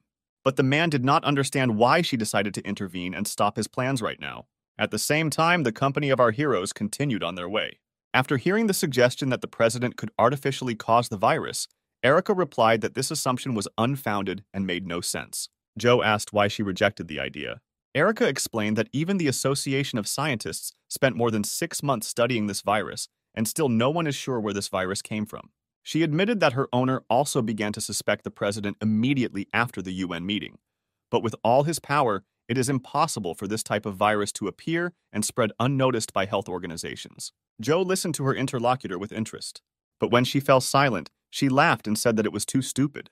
Yet Joe was delighted that Erica's owner was Dr. Clarice, who had no equal in the field of medicine. Erica frowned when Joe said that the more professional a person was, the more likely it was that they would not be able to see the beam in their own eye, and their imagination would be too limited. To everyone's surprise, she suggested that it might be possible to cause an epidemic without the need to create a virus. Excited, Jane asked how this was possible. Pointing forward, Joe replied that they were heading to Sector F6 to confirm or refute this hypothesis. Bishop handed Siegfried his cap, telling him to find this pet robot. The man gave him orders to find out how Louise's legacy could affect his plan. Having accepted this order, Siegfried threw on his cloak. After that, he headed towards the balcony, saying that he would return having successfully completed his mission. Coming out onto the balcony, Siegfried stopped. He looked up, starting synchronization with the satellite. It only took him a couple of seconds to establish the connection. After that, he could access any data. After analyzing the area around Louise's house, he discovered a damaged military robot 80 meters to the southeast. Knowing the initial data, it was not difficult for him to calculate the current location of his target. Having finished the analysis, he jumped to a higher point. Looking around, Siegfried tried to determine the direction he needed. A moment later, he established that his target was moving at a speed of 70 kilometers per hour towards Sector F6 along the highway 14 kilometers away. Having outlined his route, he was ready to set off to capture his target. As Siegfried jumped into the air, blue light streamed from the holes in his cloak. A moment later, a pair of wings appeared behind him. After that, he rushed towards his target's location with lightning speed. Siegfried covered a long distance in short moments, and so he found himself a couple of kilometers from the route he needed. Unaware of the threat looming over them, Erica said that they would be there in just 10 minutes. Suddenly, she felt someone approaching. Jane also felt something very dangerous approaching them. Erica turned around, warning the others of the danger. Looking at the sky, Jane reported that someone was approaching them at very high speed. After analyzing the data, she determined that such energy could only belong to a robot. With every second, he became closer and closer to them. A moment later, he landed a couple of meters from the car, blocking their path. Once the large amount of energy they released was reduced, they were able to make out a human silhouette through the column of dust. Siegfried slowly rose from his knees. Joe was filled with horror when she realized that there was a super soldier in front of them. Having taken a few steps forward, he stopped, saying that he was very pleased to meet those present. Jane watched his every move warily. Bowing, Siegfried announced that he had contacted the presidential palace and was a military robot holding the position of head of the Security Council.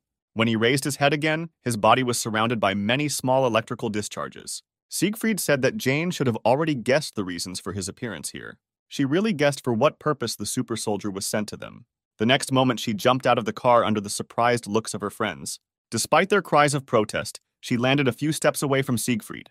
She then activated her weapon station, preparing to attack. Joe completely stopped understanding what was happening here. She recorded how the generated power of the energy core increased 3.5 times. Suddenly, Jane said that she would fight him herself. Siegfried did not move, studying the enemy. She asked Erica to take everyone as far away from here as possible, but she objected that she could also fight with her. Jane more insistently asked her to do as she said. Erica looked uncertainly at Sam sitting behind her. Then she turned back and nodded. She stepped on the pedal and changed gear. A moment later, the car turned around and sped off in the opposite direction. Siegfried said that sending his friends away was a wise decision. After that, he said that his goal was only her. If innocent people were here, they would unwittingly also be involved in this. I got into a fighting position and asked him only for one thing. Despite what would happen here, she asked not to drag the others into their personal squabbles. Siegfried looked at her incessantly. Meanwhile, Joe demanded an explanation from Erica about what they had done that caused a super soldier to come after them. But Erica asked her to shut up because she was trying to calculate all possible outcomes and could not answer her. Excited, Sam looked into the distance, worried about Jane. Suddenly, the sounds of battle reached them. The sound wave emanating from their blows even reached them. Joe couldn't even imagine how powerful their attacks must be. Meanwhile, Jane fought a fierce battle with Siegfried. She concentrated all her strength into her fist. The super soldier decided to use the same techniques as Jane. A moment later, their fists collided with each other. Suddenly, the car stopped. When Erica got out of the car, Joe angrily asked what she was doing. But she left this question unanswered and looked into the distance, hoping that everything would be fine with Jane. Erica was well aware of the reason why she decided to remain alone, because even if the two of them attacked the super soldier, they would not be able to defeat him. At the same time, Jane and Siegfried were still confronting each other. Suddenly, her hand began to develop cracks. A moment later, it crumbled into small pieces. Thus, Jane lost her advantage in the battle. Having lost her hand, she took a few steps back. She then turned around to throw a kick. But the super soldier managed to dodge her blow by tilting his torso back. To keep his balance, he had to take a step back. Jane rushed at her opponent again, giving him no time to counterattack. Thanks to his extensive experience in battle, Siegfried knew how he could get out of such a situation. He took another step back, transferring his weight to his supporting leg. Then he stood up and again concentrated his strength in his fist. The next moment, he punched the air when Jane was literally 2 steps away from him. Due to the shockwave, she flew back several meters. At one point, Jane swung her leg to help herself fall back to the ground.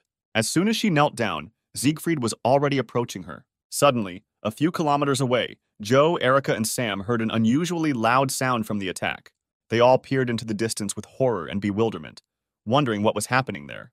Suddenly, Joe turned to Erica, asking if everything would be okay. Judging by the sounds that were coming to them, Jane could die like that. After her words, Erica activated her combat module. Joe was surprised that she, like Jane, could also regulate the power of her core.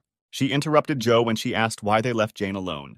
Erica said that the super soldier would be here soon and asked her to get as far away from here as possible so that Sam wouldn't be dragged into this. Turning around, she explained that this boy is the only hope of humanity. After her words, Joe looked at him in disbelief. With a resigned sigh, she got behind the wheel, saying that out of the kindness of her heart, she would fulfill this request. A moment later, the car started moving, and Joe finally shouted that Erica must help Jane.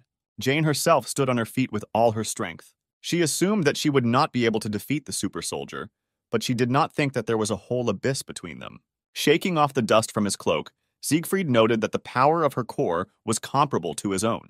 But due to her lack of experience in combat, her attacks were easy to read, and there was no way she could respond to his attacks. He also noticed that her energy does not circulate so smoothly, so there is a slight delay in her movements. For the same reason, the force of her blow is reduced several times. Siegfried summarized all the facts known to him, adding the results of the analysis of the battle that had just taken place. He said that Jane was Dr. Louise's unfinished product. Surprise showed on her face. Jane didn't understand how he knew anything about Louise. Meanwhile, the super soldier continued. He knew that Louise was definitely not the person who would release an unfinished product. And the fact that she was walking around the area led him to guess that Dr. Louise had already left this world. This thought resonated unpleasantly somewhere in his chest, and closing his eyes for a few moments, he lowered his head. After taking off his glove, Siegfried said that he must report everything to the president. Looking at Jane, he said that the unfinished house robot would not become a threat to them in the future, and with a high probability, he would order him to deal with it, so it would be best to do it now. Jane understood that she would not survive and was already ready to say goodbye to life. But suddenly something else caught Siegfried's attention. He looked in the direction where Jane's friends had gone, exploring the area. The super soldier determined that positronic energy had been detected 25 kilometers from here. At the same time, Erica again transformed her hand into a weapon. She was sure that the super soldier came only for Jane, because from the very beginning he only challenged her to fight. That's why she wanted to deal with him on her own. It's much better to sacrifice one person than to be destroyed altogether. Erica supported this judgment, which seemed the most logical way out of the current situation. But the memory of Jane asking her to become friends kept popping up in her mind. She decided that she had to help her at any cost. Siegfried has already managed to identify the source of the energy that he began to feel a couple of moments ago. Jane also understood everything and began to worry about her friend, who had decided to take such a desperate step. Erica mentally apologized to Jane for not fulfilling her request, but she didn't want to lose her friends at all. Her hand had already transformed into a cannon. Erica was preparing to fire. A couple of moments later, the weapon was 95% loaded. In those few seconds remaining until it was fully charged, she began scanning the area looking for her target. A moment later, Siegfried was discovered. Suddenly, Erica realized that Jane could also suffer from the power of an ordinary positron bomb explosion. Therefore, she decided to resort to changing the size of the trunk. She managed to change the size, reducing the explosive power and increasing the piercing power. The super soldier, who analyzed the situation, believed that at the moment the positron bomb attack was more dangerous than Jane. Therefore, his primary goal was to eliminate the threat in the person of Erica. Immediately after that, he jumped out of his seat and a blue glow appeared on his back again. Jane wanted to stop him because she knew that none of them could stand against him. Erica's weapon was already 100% charged. The next moment, she fired from the cannon. Siegfried was already running at full speed towards Erica. He remembered that in the recording she used a reflective type gun. Now she independently produces energy and uses it to attack.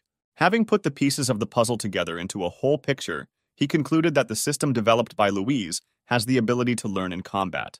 Approaching the bomb, Siegfried realized that he had previously underestimated the enemy and that in the future they could become a serious threat. After doing a lot of calculations with various variables constantly added, the results show that she will not be able to completely destroy the super soldier, but there will be a chance, together with Jane, to put him in a vice. Suddenly, something happened that Erica could not have foreseen. Siegfried surrounded himself with a barrier that withstood the energy of her cannon. With every second, he became closer and closer to her, and not even a small crack appeared on the barrier. When he caught up with Erica, Siegfried removed his barrier and dug his fingers into the cannon. She realized she had miscalculated when the fingers of his other hand closed around her neck. A moment later, Siegfried tore the cannon from her torso, breaking it in half. Jane ran to her friend's aid. She was well aware that their attacks would not cause any harm to the super soldier, so she hurried to protect her friend from a worse outcome. Jane hoped that Erica would have time to escape. Reaching where she thought Erica would be, Jane slowed down.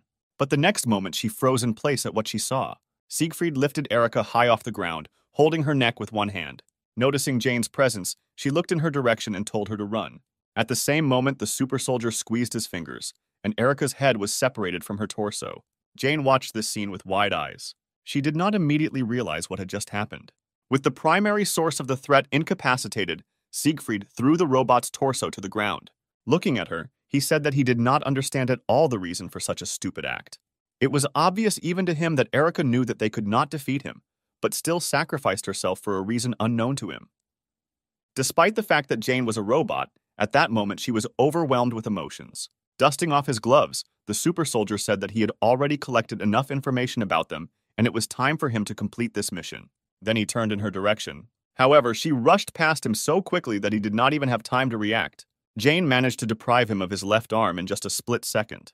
He looked in surprise at the place where his hand had been a moment ago. He was amazed that Jane was able to exceed her maximum speed in the blink of an eye. Having examined it more carefully, Siegfried noticed how the power of its core was increased several times more. Rising slowly, Jane asked him to refrain from suggesting that Erica was stupid. She said that if it were her, she would have done the same. Turning around, Jane threw his hand aside. During this time, Siegfried managed to conduct a thorough analysis of the data. He determined that the reason for the increase in the power of her core was anger. Siegfried could not understand the reason why Louise needed to create such a terrifying creature. Suddenly, Jane approached him and hit him in the chest area with all her might. Meanwhile, Joe and Sam grew further and further apart. Joe didn't understand at all how she got involved in this whole situation. She just wanted to go for a ride. In just a couple of hours, she managed to encounter several things that she did not understand. She was tormented by the question of why Jane and Erica could control the power of their cores. If they were reflashed, then this would require an Oscar-level security hack, which raised another question that haunted her. Who else besides her master could do something like that? In addition, there was a whole swarm of other questions in her head, both about Sam, who, for reasons unknown to her, is the hope of humanity, and also about the super soldier. Suddenly, Sam began to shout something and actively pull her by the hood. Because of these actions of the guy, Joe suddenly braked. After that, she turned to him, saying that when someone is driving, they should not be distracted from the road. But he didn't listen to her at all and, knocking on the car, pointed his finger to where they came from. Joe understood what exactly Sam was trying to tell her, and then asked him if he wanted them to go back. In response, the guy actively nodded his head. She liked his proposal and began to twist the steering wheel, turning the car around. After that, they rushed back at full speed. Joe was determined to find out all the details of the situation in which she found herself, no matter what the cost. Jane managed to inflict a serious attack on Siegfried. In a rage, she struck him blow after blow. During one of the next attacks, Siegfried's cap fell to the ground. He didn't resist as Jane took out her emotions on him. The super soldier noticed that the angrier she became, the stronger her blows became. It was quite obvious that Jane would not stop until she destroyed her offender. So he decided to counterattack. Dodging his attack, she spun around in the air and prepared to strike again. The next moment, she kicked her opponent with all her might. Siegfried did not have time to escape from under her blow. The next moment, he watched as his second arm was separated from his body. Jane landed on the ground opposite her opponent. Siegfried became convinced that the power of her power changed depending on her emotions, just like a person. The next moment, many chains began to appear from his body. It felt like they were coming straight from his core. Jane noticed that Siegfried's core energy had increased greatly. The system warned him that all the necessary conditions had been met and restrictions on his core would be lifted. Watching the transformation of her opponent, Jane felt the danger emanating from him. A moment later, the transformation was complete, and Siegfried's peaceful mode was disabled. Not even a fraction of a tenth of a second had passed before Jane was attacked. Her entire body was crushed into small pieces. The last thing she saw was Siegfried's cold eyes. Once Jay was taken down, his combat mode was disabled, and automatic self-healing activated.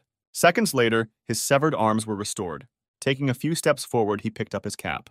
Shaking it off from the dust, Siegfried put it back on. Pulling on his gloves, he stopped at the body of the incapacitated Jane. Looking in front of him, the super soldier held his gaze at his defeated opponents. He replayed today's battle in his head and noted that these two robots had such traits as the ability to self-learn, self-sacrifice, friendship, and emotionality. Siegfried came to the realization that Linda was trying to create more humane robots. He felt a slight sadness at this thought because he was also her creation. Suddenly, he closed his eyes, throwing all unnecessary thoughts out of his head. Siegfried then approached Jane's body. But he didn't have time to do anything because he was suddenly called out. A moment later, a car stopped next to him. Activating her ability, Joe said that this is where he will meet his end. After smiling, she began to finger something at high speed. The super soldier only examined the new arrivals, not reacting in any way to Joe's words. Trying to get out of the car, Sam lost his balance and fell to the ground. Groaning painfully, he began to rub the bruise. Suddenly, behind Siegfried, the guy noticed the motionless bodies of Jane and Erica. His gaze filled with concern. Siegfried seemed surprised when he noticed Sam's unusual behavior. He carefully watched the guy as he ran towards Jane, trying to get at least some information about him. A moment later, Sam knelt down next to his robot and took her body in his arms and began to cry. The super soldier, unnoticed by the guy, approached them, intending to get rid of the infected. But suddenly he was shackled with chains, not allowing him to take a single step. Joe reminded herself by shouting that Siegfried should be more attentive to his opponents. Looking at her, he asked if she was a member of the hacker community. Joe nodded her head and smiling said that she had already taken control of his neural circuits. But as soon as Siegfried closed his eyes for one moment, the chains that bound him immediately disappeared. For Joe, this turned out to be a painful experience. Turning to her, he said that there was no one in the whole world who could bypass his security system. She just smiled wryly, rubbing her arm that ached in pain.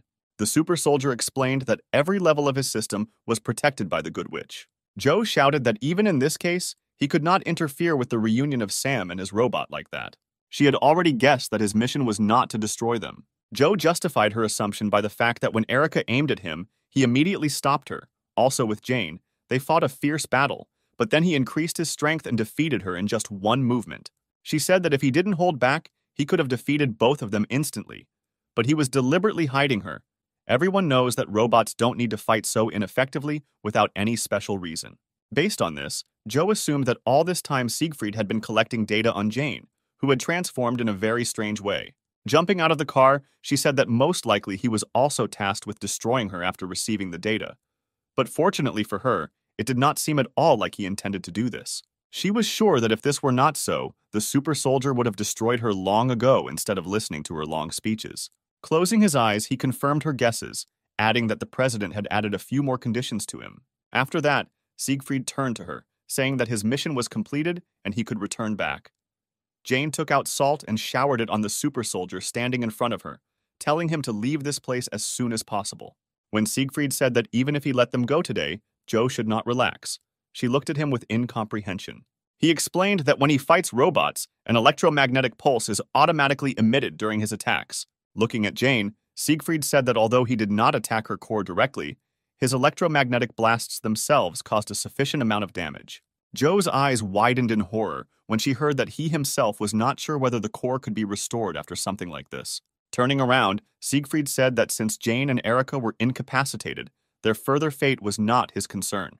He explained this by saying that Louise's unfinished project ended only there. Then wings appeared from his cloak again.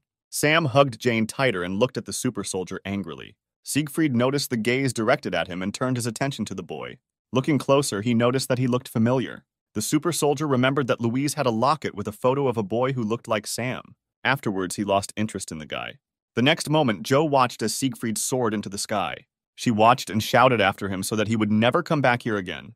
Then she came to her senses and picked up the bodies of the robots, simultaneously telling Sam to collect the remaining small parts from them. Several hours later, they finally reached Sector F6. All the while, Sam held Jane's torso in his arms. Turning to him, Joe told him that he should not worry ahead of time, because she was still not dead. Then she began to look around, looking for the address she needed. Suddenly, she saw the desired number and joyfully headed in that direction. A few minutes later, she parked at the House of OZ branch building. To get inside, they needed a key card. But with her skills, it was not difficult to hack into the system and gain access. The next moment, the door in front of her began to open. Once inside, she was glad that the electricity was still working. When she got to the lounge, Joe told Sam to leave Erica and put her on Jane's bed. Looking at her, the guy nodded uncertainly. Then they laid her down on the bed together. Joe was very worried because if the robot core was turned off for a long time, then automatic data deletion would begin. Therefore, a destroyed robot core is tantamount to human death. She hoped that she would have time to correct the situation in time. Having opened Jane's chest compartment, the surprised Joe pulled back. After examining the core, she came to the conclusion that, fortunately for them, it was not completely destroyed. What surprised her so much was an unusual type of core. Jane opened her eyes 2 days later. She was unable to fully recover due to the damage the core received from the electromagnetic pulse. She immediately began to calculate her location. Joe suddenly appeared and grabbed all her attention. She was incredibly glad that she finally woke up. Not understanding anything, Jane asked what was going on here. She recounted the events of a day ago, mentioning that the super soldier only intended to collect more information about her, and having completed his mission, he returned back. After this, Joe began to bombard the newly awakened Jane with many questions. When all the questions were finally voiced, she apologized, saying that her system was still recovering and she was not able to answer all these questions at once. Suddenly, a medical hammer flew into Joe's head. Erica was sitting on the next bed, making another remark to her. Sam entered the room and joyfully ran to his robot. Joe turned her attention to Erica, who had also finished her recovery a few moments ago, beginning to bombard her with the same mountain of questions. Due to excessive emotionality and carelessness on Joe's part, Erica's head was again torn away from her body. Jane and Sam watched in horror at such a terrifying scene. Sometime later, an irritated Erica's head was returned to its place and wrapped in duct tape for a while. Approaching her, Jane shared her joy that everyone had survived and was now safe. Erica replied that although they got out alive this time, they might not be so lucky next time. She said that besides Siegfried, there are several other super soldiers, and even if they attack them all together, then in the current state they cannot even defeat one such soldier. The worst thing, in her opinion, was that they could find them at any time thanks to communication with the satellite. After her words, Jane remembered how they fought with Siegfried, and sadly lowering her head, she said that Erica was absolutely right.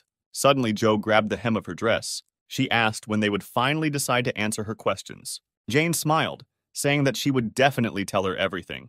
But there were too many questions, and it would be too ineffective to answer them one at a time. She decided that it would be better if she simply conveyed her memories to Joe and sat down next to her, asking if she was satisfied with this option. She was told that anything would do, as long as she could satisfy her curiosity. But Jane warned that her operating system had not yet fully recovered, and she would only be able to transfer data in 20 minutes. Erica interjected, asking if there was information that Joe should share in turn.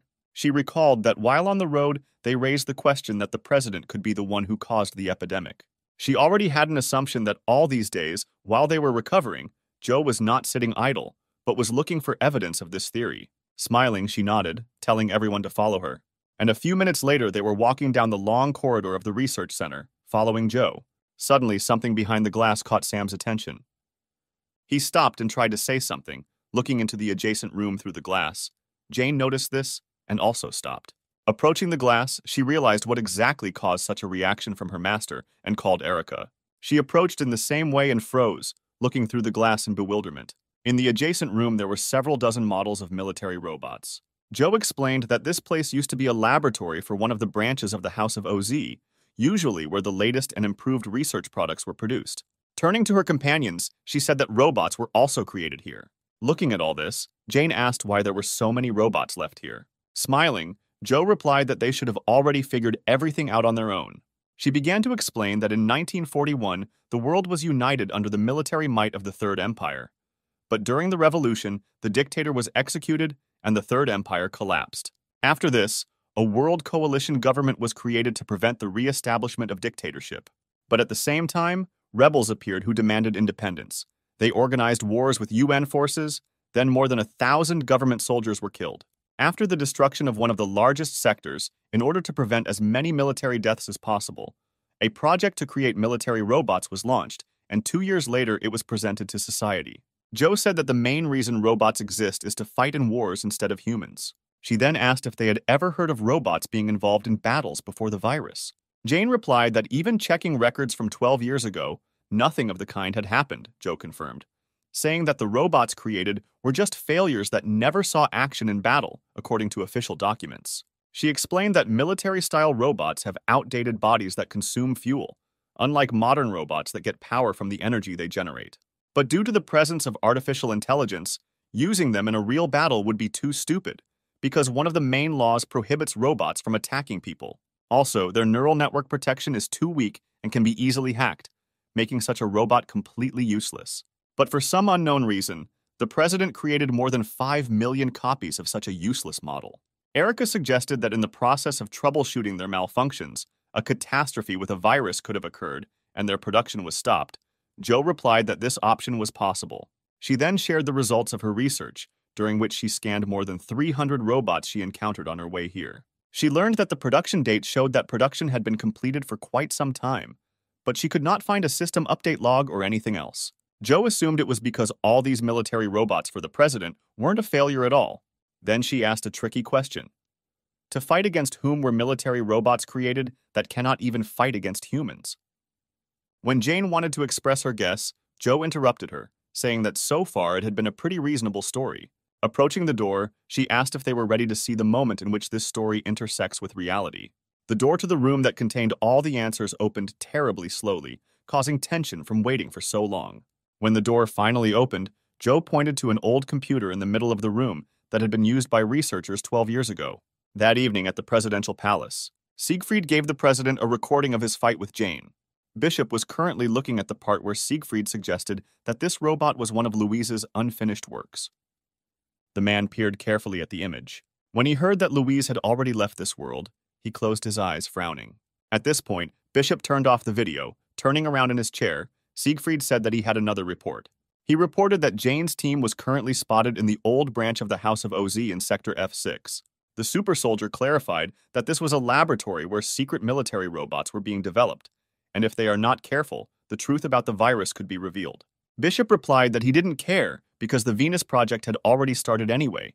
Even if the truth was revealed, it wouldn't affect his plan in any way. After that, he said that the robot could be free. Left alone with himself, the man took out one of his favorite cigarettes. Holding the lit lighter up to the cigarette, he inhaled the tobacco smoke. Then he turned back to the table and pulled out one of the shelves, which contained one single photograph for many years. Taking the frame in his free hand, his gaze filled with sadness. The man hoped with all his heart that there was no afterlife. After all, if heaven did exist, he was sure that in this case he and Louise would meet at the very bottom of hell. At the same time, Joyful Joe said that this is where they will find out the answers to all their questions. Then she ran into the room and tenderly hugged the computer that stored valuable information for them.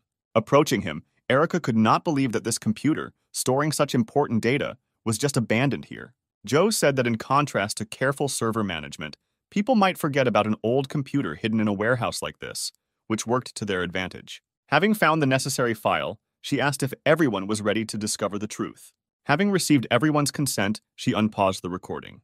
Then she explained that the recording currently playing was a test video recorded a year before military robots were introduced to the whole world.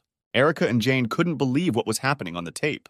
In this video, military robots killed zombies. When the girls simultaneously asked how this was possible, Joe replied that these were not real infected, but only a created imitation.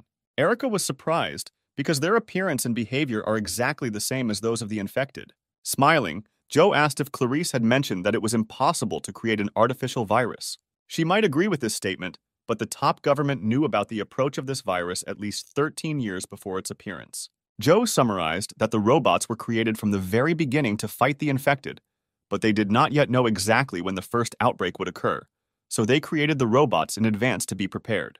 Hearing this, Jane was beside herself with anger. She said that she fundamentally disagreed with the idea of exterminating the infected. She sincerely believed that the government took such a terrible step because there was no other choice.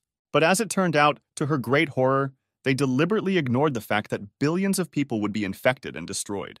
Jane said that they would never be forgiven. Joe suddenly intervened and said that there was another person who saw the virus coming.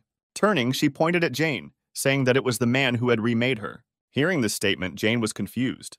Joe explained that it would be almost impossible for a person who lived as a recluse in the wilderness to transform her and improve all her characteristics to the highest level to pull off such a thing. She was sure that the person who remade Jane knew about the impending virus and that the government would get rid of the infected, because Jane was specially prepared for all these conditions. After her words, Jane remembered how Layla asked her to protect Sam with the power she gave her. Now she had no doubt that that woman already knew about everything in advance. Joe also said she had a guess as to what the man used to do. Seeing Jane's blank face, she said that if she shared her memory data, she would be able to confirm her assumption. Jane replied that there were still 4 minutes left before her system was restored, so data transfer was not yet possible. After that, Joe began to excitedly run around her, asking her to hurry up. At the end of the promised period, Jane touched Joe's head with both hands. The next moment, she started transmitting data to her.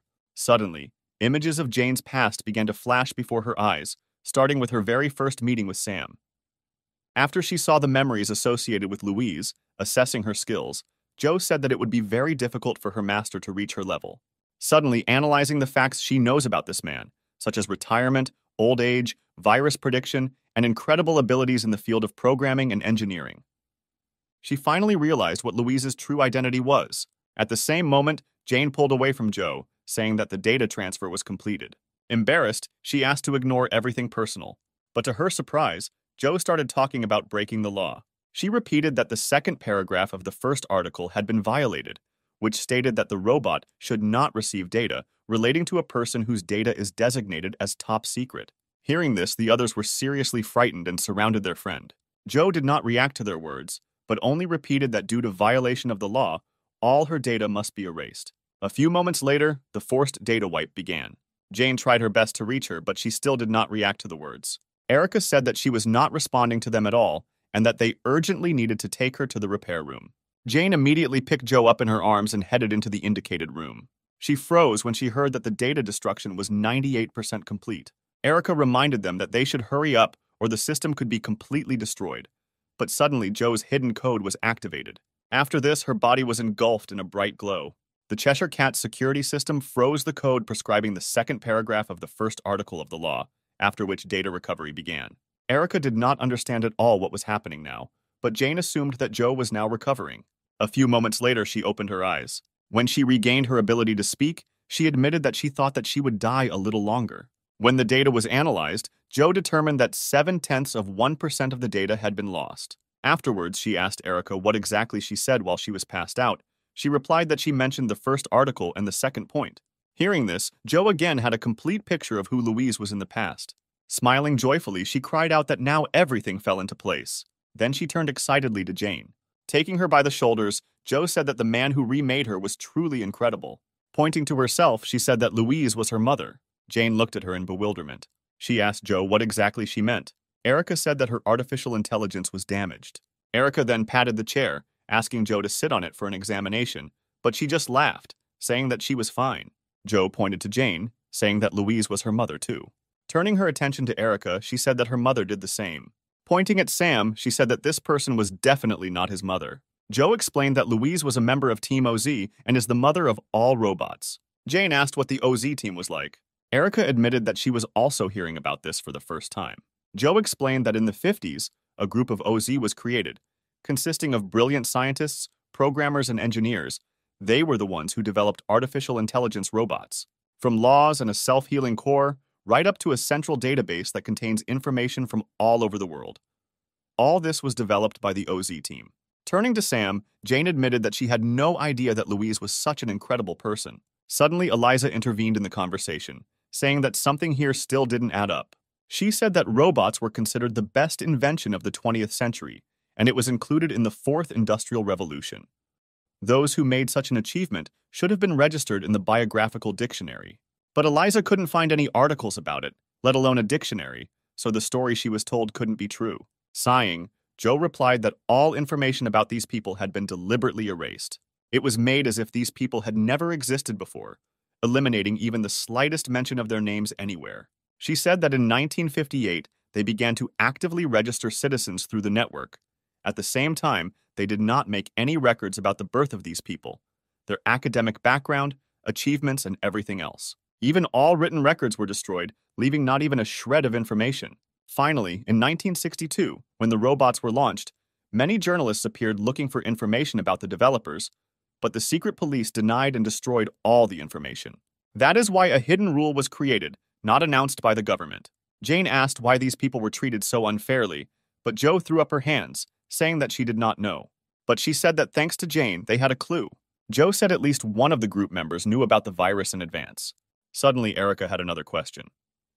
She already realized that since the information was so well classified, and no one knew anything about the existence of these people, Erica wondered how Jo knew so much about all this. She replied that her owner was the child of one of the OZ team members. That is why the main goal of the Cheshire Cat was to find out why the information about the existence of her parents was so unfairly erased, and while searching for information, she came across various facts.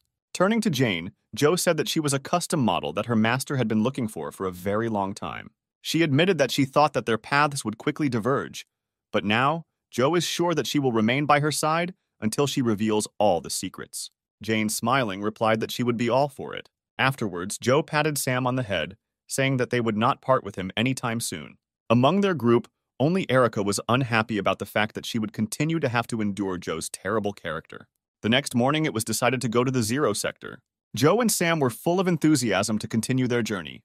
Jane was glad that she had a new friend in Jo. She hoped that the place they would go to would help her find out more information about Louise. That same evening, the Cheshire Cat finally reached the place where Louise lived. Approaching the house, she noticed a grave, which she hurried to approach. After reading the name engraved on the tree, Cheshire took the pendant that hung on the grave cross. Taking a closer look, the girl realized that she had already seen the same pendant on her father. The next moment, she opened the pendant. Seeing its contents, Cheshire finally realized why her father never let her touch his pendant. Inside was a photo of Sam.